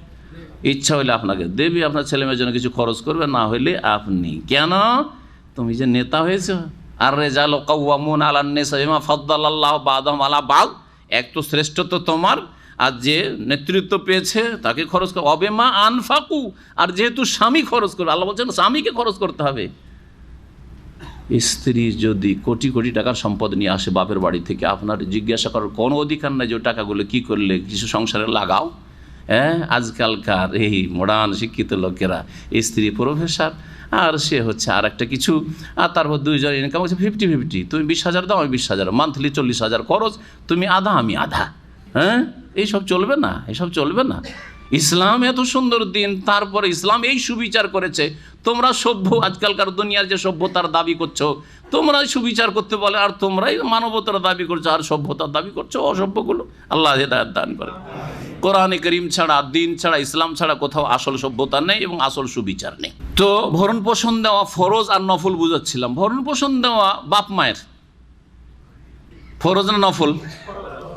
সবসময় বাপ মার যথেষ্ট ধন সম্পদ আছে, অভাব নেই তাদের। আর আপনি এখান থেকে 2000 রেল বেতন পাচ্ছেন, সব টাকা পাঠানো ফরজ। এটা হচ্ছে বাঙালি ধর্ম বা ভারতীয় ধর্ম। ভারতও এরকম অবস্থা, ভারত, বাংলাদেশ, পাকিস্তান, যা কিছু ইনকাম করছে সব পাঠা। কি করবেন? বলছে তোর টাকা পয়সা নিয়ে আমার নামে করব, তোর মার নামে করব, সব ভাই পাবে। আমার ছেলে মেয়ে, তোর ছেলে মেয়ে এখনই এসব চিন্তা, আর হঠাৎ করে মরে গেলেন, সব টাকা পয়সা কার নামে জমা? জমি জায়গা বাপ মায়ের নামে। আপনার ছেলে মেয়েগুলো বঞ্চিত হয়ে গেল, নাম দিলেন মজলুম মিরাস। জালেম আপনি, আর আল্লাহকে বলছেন মজলুম মিরাসি, বেচারা মজলুম করে দিল, এদেরকে আল্লাহ ভাগ দিল না। আল্লাহ ভাগ দিল না, তুমি ভাগ দাওনি। তোমার বাপের নামে সব কিছু জমি জায়গা করেছো আর মায়ের নামে করেছো। জালেম, জালেম সমাজ, জালেম পরিবার, জালেম ব্যক্তি। এসব ইসলাম নয় আসলে, বোঝার চেষ্টা করবেন। বাপ মায়ের খরচ যতটা দেওয়া জরুরি, না হলে চলবে না, ততটা দেওয়া ফরজ, ততটা দেওয়া ফরজ। আর তারপরে অতিরিক্ত দেওয়া হচ্ছে নফল। অতিরিক্ত দেওয়া হচ্ছে যথেষ্ট আছে, তারপরেও মাঝে মাঝে পাঠাইতে আছেন। এটা হচ্ছে নফল। সব টাকা পাঠিয়ে দেওয়া নফল। সব টাকা পাঠিয়ে দিয়ে যদি অন্যের ওপর জুলুম হয় তাহলে হারাম, নফল না। আর এটাই হচ্ছে, সব টাকা পয়সা বাপের অ্যাকাউন্টে পাঠালেন, মায়ের কাছে পাঠালেন, আর তারপর স্ত্রী বঞ্চিত। স্ত্রীকে যদি ডাক্তারের কাছে যেতে হয়, তবু আপনার বাপের কাছে চাইতে হবে, আপনার মায়ের কাছে চাইতে হবে। এইরকম তৈরি করেছেন না পরিবেশ? জালেম, আপনিও জালেম, আপনার বাপ মাও জালেম। স্ত্রীর খরচ খরচা আপনার উপর ফরজ না আপনার বাপ মায়ের উপর ফরজ? আরে আমাদের জাহেল সমাজে দেখেছি, স্ত্রীকে একটা ব্রেসিয়ার লাগবে, তা বলছে যে হ্যাঁ টাকা কার কাছে? শ্বশুর কাছে। শ্বশুর কাছে চাইবে? হ্যাঁ, বেহায়া স্বামী। বোঝার চেষ্টা করবেন, দিন ইসলাম বোঝার চেষ্টা করবেন। আপনার ফরজ, আপনাকে খরচ দিতে হবে। একটু আগে উদাহরণ দিলাম, হঠাৎ করে যদি আপনার কোনো রকমের দুর্ঘটনা ঘটে যায়, আপনি মারাই গেলেন, তাহলে আপনার স্ত্রী সর্বহারা, কিচ্ছু নেই তার কাছে। আপনার ছেলে মেয়েরা এতিম সর্বহারা, কিচ্ছু নেই তাদের কাছে। আর সব জমি জায়গা টাকা পয়সা সব বাপের অ্যাকাউন্টে বা বাপের নামে, মায়ের নামে। তাহলে কত বড় জুলুম করে গেলেন। তো এটা নফল? নফল না, এটা হারাম কাজ। হারাম কাজ ভালো করে বুঝবেন। নফল মানে হচ্ছে যে স্ত্রী ছেলে মেয়ের সমানও রাখছেন, আর রাখার পরে বাপ মাকে মাঝে মধ্যে দিচ্ছেন। যদিও বাপ মা লক্ষ লক্ষ টাকা আছে, কোনো অভাব নেই বাড়িতে, সুখ বাড়ি ঘর সব কিছু আছে, খাওয়া দাওয়ার সব ব্যবস্থা আছে, তারপরেও মাঝে মধ্যে দিতেই আছেন। বাপকে খুশি করার জন্য, তার আগে আল্লাহকে রাজি করার জন্য, এবং বাপ মায়ের সন্তুষ্টির মাধ্যমে আল্লাহর সন্তুষ্টি লাভের জন্য। খুব ভালো কথা। তাহলে ফরজ নফলগুলিকে এই দুই ক্ষেত্রে বোঝার চেষ্টা করবেন কোরআন দিয়ে। অমিম্মা রাযাকনাহুম ইউনফিকুন, যা তাদেরকে আমি রিজিক উপজীবিকা দিচ্ছি তা থেকে তারা ব্যয় করে, এই ক্ষেত্রগুলিতে। 4 নম্বর বৈশিষ্ট্য হচ্ছে মুত্তাকিন, আল্লাহভীরুদের যারা কোরআন থেকে লাভবান হবে। আল্লাযীনা ইউমিনুনা বিমা উনজিলা ইলাইকা, আর ওরা যারা হে নবী তোমার প্রতি যা নাযিল হয়েছে কোরআনে কারীম তাতে বিশ্বাসী। তাহলে কোরআনে কারীম বিস্তারিত বিশ্বাস করে আল্লাহর কিতাব, প্রত্যেকটি আয়াত বিধান বিশ্বাস করা, আদেশ নিষেধ, আর যা কিছু তাতে রয়েছে ঘটনাবলী এবং তার বাস্তবায়ন করা, যেগুলি আমল করে, ঈমান নিয়ে আসা বিশ্বাসের বিশ্বাস করে। ওয়ামা উনজিলা মিন ক্বাবলিক, এবং তোমার পূর্বে হে নবী যা অবতীর্ণ করা হয়েছে, তাওরাত, ইনজিল, জবুর, যেগুলির নাম এসেছে, নাম নিয়ে বিশ্বাস করে সংক্ষিপ্তভাবে যে এগুলি আল্লাহ প্রদত্ত কিতাব, আল্লাহ নাজিলকৃত গ্রন্থ ছিল, কিন্তু সেগুলির বিধান রহিত, মনসুখ হয়ে গেছে। সেগুলি একটা লিমিটেড, সীমিত পিরিয়ডের জন্য ছিল, আর তারপরে সেগুলির বিধানকে কোরআনে কারীম দিয়ে, শেষ রাসূল দিয়ে রহিত করা হয়েছে। আর সেগুলি অবিকৃত না, এখন বিকৃতও হয়ে গেছে কিতাবগুলি, কিন্তু সেগুলি আল্লাহ প্রদত্ত কিতাব ছিল। ওয়াবিল আখিরাতি হুম ইউকিনুন, আর 5 নম্বর হচ্ছে যে তারা পরকালে দৃঢ় বিশ্বাসী, পরকাল সম্পর্কে দৃঢ় প্রত্যয় রাখে, দৃঢ় বিশ্বাস, ইয়াকিন রাখে, কোনো সন্দেহ নেই পরকাল সম্পর্কে। যেমন এখন যে দিন, আর এখন যে আমরা ইসলামী সেন্টারের হলে বসে আছি, এতে চোখে দেখে বিশ্বাস করছি, ঠিক না? ঠিকই তেমনই এইরকমই ইয়াকিন যে আমার আপনার মত আছে, আর মতের পরে আখিরাত আছে। যদি সামান্য পার্থক্য থাকে তাহলে আপনি সন্দিহান, আর সন্দিহান মুসলিম না। যে কি জানি হবে, বিশ্বাস করি, তবে কি জানি, তাহলে মুসলিম না, আপনি অবিশ্বাসী। আপনি একটা বিষয় অবিশ্বাস যদি করেন যেটা স্পষ্ট কোরআন এবং হাদিস দ্বারা, তাহলে আপনি অবিশ্বাসী, বিশ্বাসী মুমিন না। অবিল আখিরাতিহিম ইউকিনুন। এই বৈশিষ্ট্যগুলো, এইরকম আরও বহু বৈশিষ্ট্য বিভিন্ন জায়গায় কোরআনে কারিমে মুমিনদের, মুত্তাকিনদের বর্ণনা করা হয়েছে। যেমন সূরা ফুরকানে ওয়াইবাদুর রহমান বলে রহমানের বান্দাদের গুণাবলী বর্ণনা করা হয়েছে। সূরা মুমিনের শুরুতে 10-12টি গুণাবলী, কাদ আফলাহাল মুমিনুন আল্লাযীনা ফি সালাতিহিম খাশিউন। এইরকমই মুত্তাকিনদের আরও গুণাবলী বিভিন্ন সূরায় আয়াতে বর্ণনা করা হয়েছে। আল্লাহ বলে বলছেন, যারা এই বৈশিষ্ট্যগুলো নিজের মধ্যে তৈরি করতে পারবে, উলাইকা আলা হুদাম মির রাব্বিহিম, ওরাই তাদের প্রতিপালকের পক্ষ থেকে সঠিক পথের ওপর প্রতিষ্ঠিত, সরল পথে কায়েম, তারা প্রতিষ্ঠিত। তাহলে আল্লাহ নিশ্চয়তা দান করছে যে এই রকম গিয়ারে যদি চলো, যেই গিয়ার বলা হইল, তাহলে তোমরা সরল পথে চলছো, তাহলে তোমাদের গাড়ি রাস্তার নিচে, রাজপথের নিচে নামবে না, দুর্ঘটনা ঘটবে না, জাহান্নামের সম্মুখীন হবে না। ওয়াউলাইকা হুমুল মুফলিহুন, আর ওরাই হচ্ছে সফল কাম, যারা হেদায়েতের ওপর দুনিয়াতে কর্মজগতে প্রতিষ্ঠিত থাকবে সঠিক পথে, তাদের শেষ পরিণাম হচ্ছে সফলতা লাভ করা জান্নাতের মাধ্যমে আর জাহান্নাম থেকে রক্ষার মাধ্যমে। ওয়াউলাইকা হুমুল মুফলিহুন, ফালাহ হচ্ছে সার্বিক কল্যাণ হাসিল করা। এই জন্য নামাজ হচ্ছে আল ফালাহ, হাইয়া আলাস সালাহ, হাইয়া আলাল। সূরা বাকারার শুরুতে মানুষকে, মানব জাতিকে ভাগ করা হয়েছে। আল্লাহ ভাগ করেছেন, আল্লাহ সৃষ্টি করেছেন এবং আল্লাহ রাব্বুল আলামিন এই ভাগগুলি বর্ণনা করেছেন। মানুষরা নিজেরাই ভাগ হয়ে গেছে, কিন্তু মানুষ যে ভাগ হয়েছে এই ভাগগুলি আল্লাহ এখানে বর্ণনা করেছেন। প্রথম ভাগ হচ্ছে কাদের? মুত্তাকিন, মুমিন, বিশ্বাসী, আল্লাহ ভীরু, বিশ্বাসী আর সংযমী, যারা পাপ মুক্ত থাকতে চায়, মুত্তাকিন, আসলুল মুত্তাকিন, হুদালিল মুত্তাকিন। এক। 2 নম্বর, দ্বিতীয় শ্রেণীর মানুষ যাদের কথা আল্লাহ বর্ণনা করেছেন, তারা হচ্ছে কাফেরিন, অস্বীকারী। হ্যাঁ, কাফেরিন মানে অস্বীকারী, অমান্যকারী বা অবিশ্বাসী।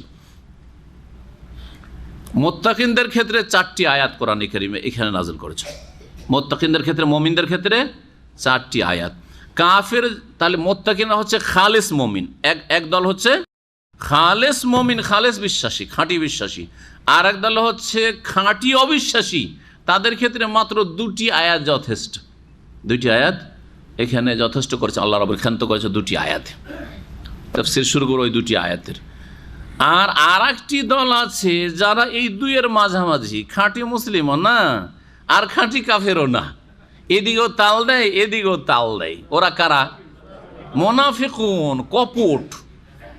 এরা যে কত মারাত্মক, এরা যে কত ক্ষতিকর, হ্যাঁ, মানব জাতির জন্য, মুসলিম উম্মার জন্য, যে এদের ক্ষেত্রে আল্লাহ 13টি আয়াত নাযিল করেছে।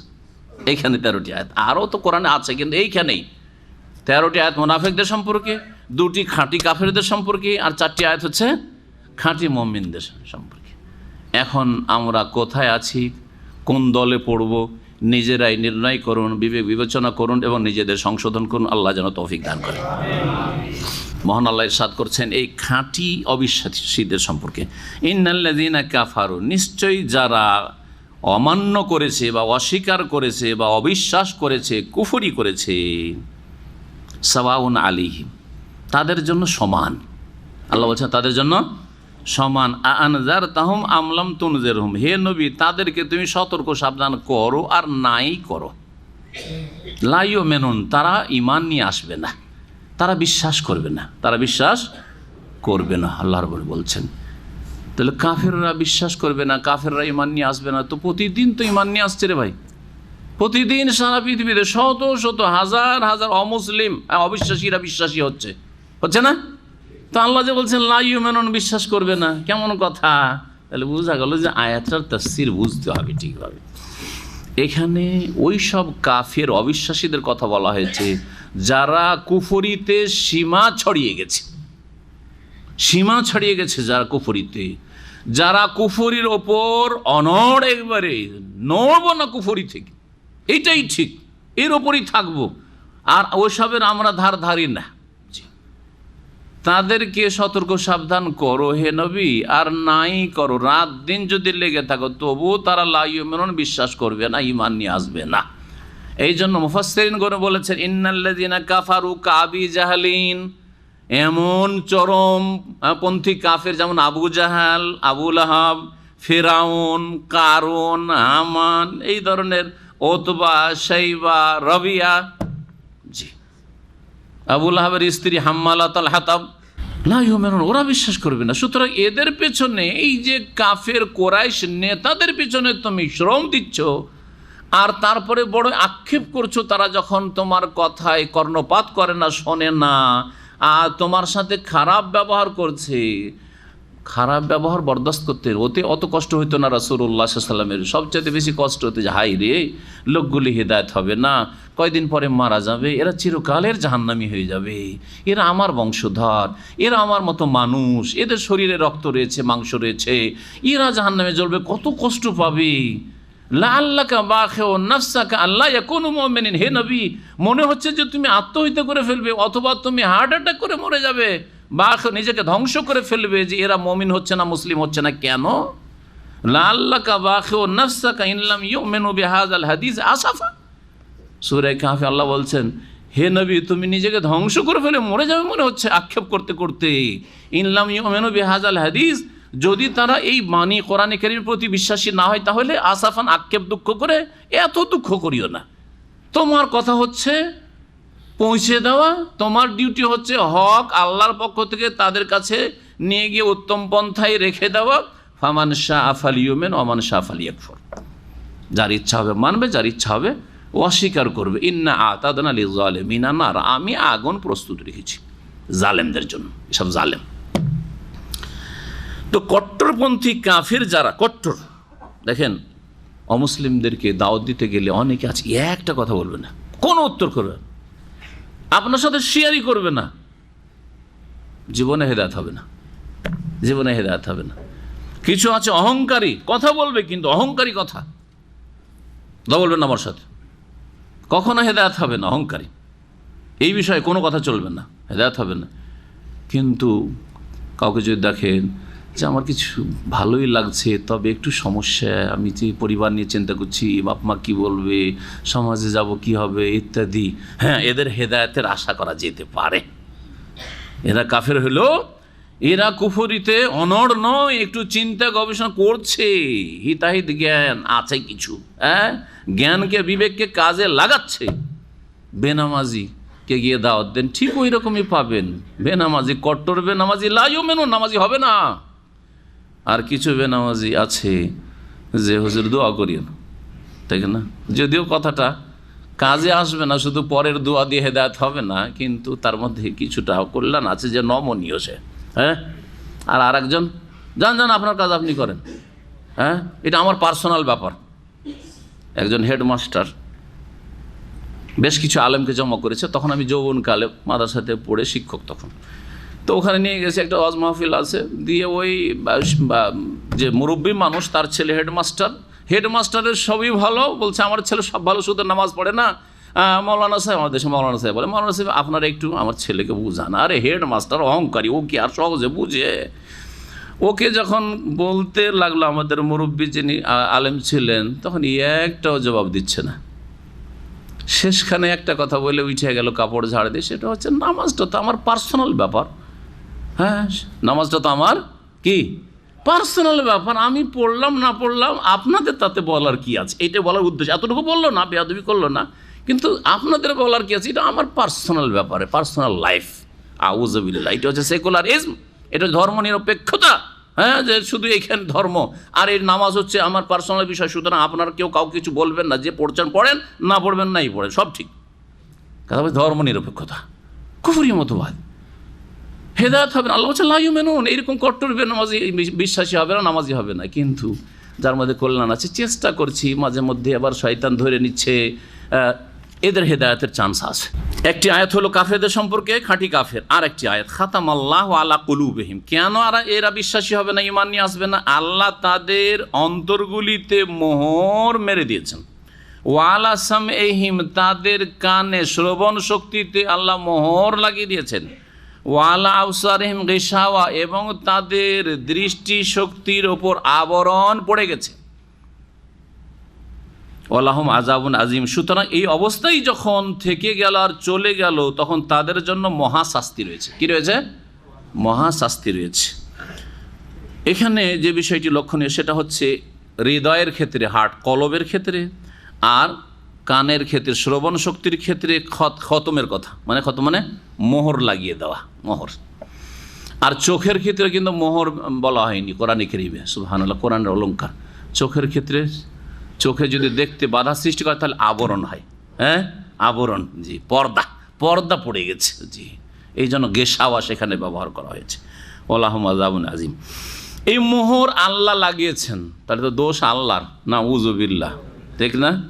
খাতামাল্লাহু আলা কুলুবিহিম, তাদের অন্তরে কানে মোহর লাগিয়ে দিয়েছেন, আর তাদের চোখের সামনে আল্লাহ আবরণ, পর্দা ফেলে দিয়েছেন। তো দোষ তো সব আল্লাহর চেপে গেল। আর তো মাশাআল্লাহ খুব ভালো মানুষ, এই কাজ আল্লাহ যদি না করতে তাহলে তো খুব মুসল্লি হয়ে যেত না।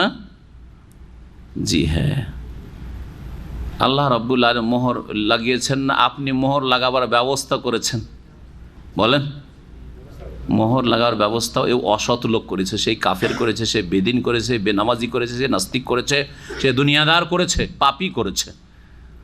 তখন আল্লাহ রাব্বুল আলামিনের চূড়ান্ত ফয়সালা হয়েছে যে তুই যখন এইটাকেই চয়েস করলি, তোকে চয়েসের শক্তি দিয়েছে। আল্লাহ আমাদেরকে কিন্তু অপশন দিয়েছেন, খেয়ার, এটা নাও না এটা নাও, দিয়েছেন না দেন নাই?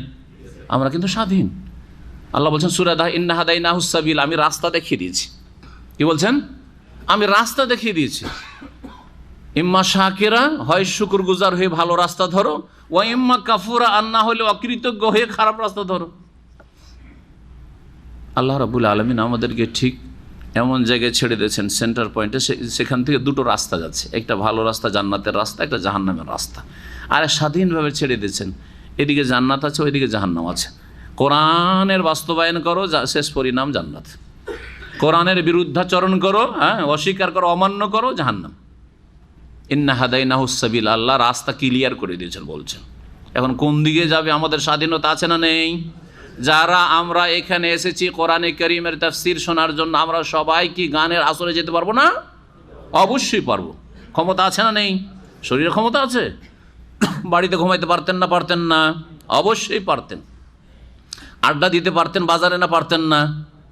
যারা ওই ফুটপাতে যারা বিক্রি, ফেরিওয়ালা ফেরি করছে, বিক্রি করছে, তা ওই কাজ করতে পারতেন না? পারতেন না? পাপে ডুবে থাকতে পারতেন না? পারতেন না? অবশ্যই পারতেন।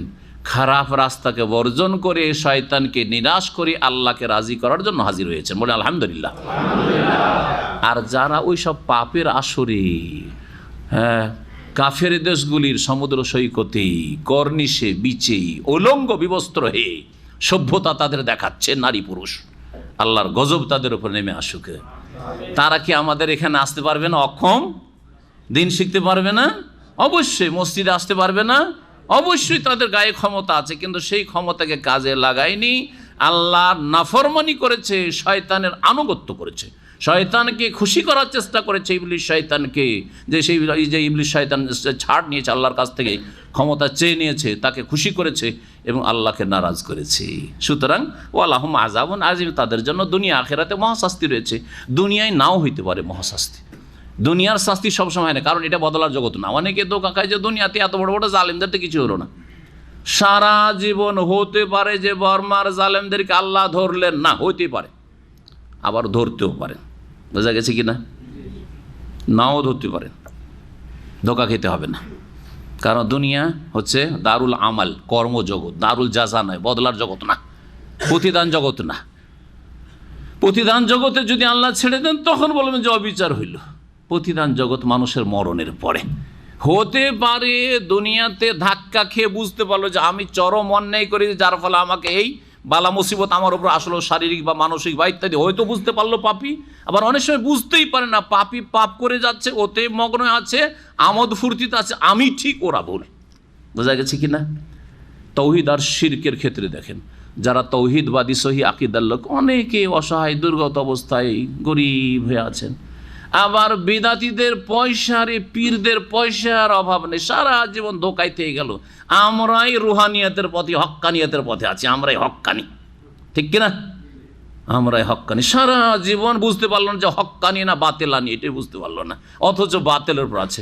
মওতের পরে বুঝবে, মওতের পরে আফজা এলা মাকাদ্দাম। নবী সাল্লাল্লাহু আলাইহি ওয়াসাল্লাম যখন কোনো অসৎ মানুষ মারা গেছে, আফজা এলা মাকাদ্দাম, যা কিছু করেছে ওখানে পৌঁছে গেছে, এখন যা কিছু করেছে সেখানে পৌঁছে গেছে।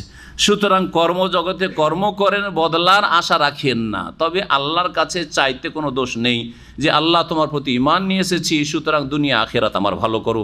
রব্বানা আতিনা ফিদ দুনিয়া হাসানা ওয়া ফিল আখিরাতি হাসানা ওয়া কিনা আযাবান। আল্লাহ দুনিয়ারও কল্যাণ দাও, আমরা মুমিন বিশ্বাসী, আমরা নামাজি, আমরা তোমাকে ভয় করি, আর আখিরাতের কল্যাণ দান করো। ওয়া কিনা আযাবান নার, এবং জাহান্নামের আযাব থেকে রক্ষা করো। এটা হচ্ছে আমাদের মুখ্য উদ্দেশ্য। আখিরাতের সুখটাই হচ্ছে আসল সুখ। তবে দুনিয়াতেও আল্লাহ তুমি তোমার রহমত থেকে, তোমার ফজল থেকে, তোমার করম থেকে, তোমার অনুগ্রহ থেকে আমাদেরকে বঞ্চিত করিও না। রব্বানা যালামনা আনফুসানা ওয়া ইল্লাম তাগফির লানা ওয়া তারহামনা লানাকুনান্না মিনাল খাসিরিন। সুবহানা রাব্বিকা রাব্বিল ইজ্জাতি আম্মা ইয়াসিফুন ওয়া সালামুন আলাল মুরসালিন ওয়াল হামদুলিল্লাহি রাব্বিল আলামিন।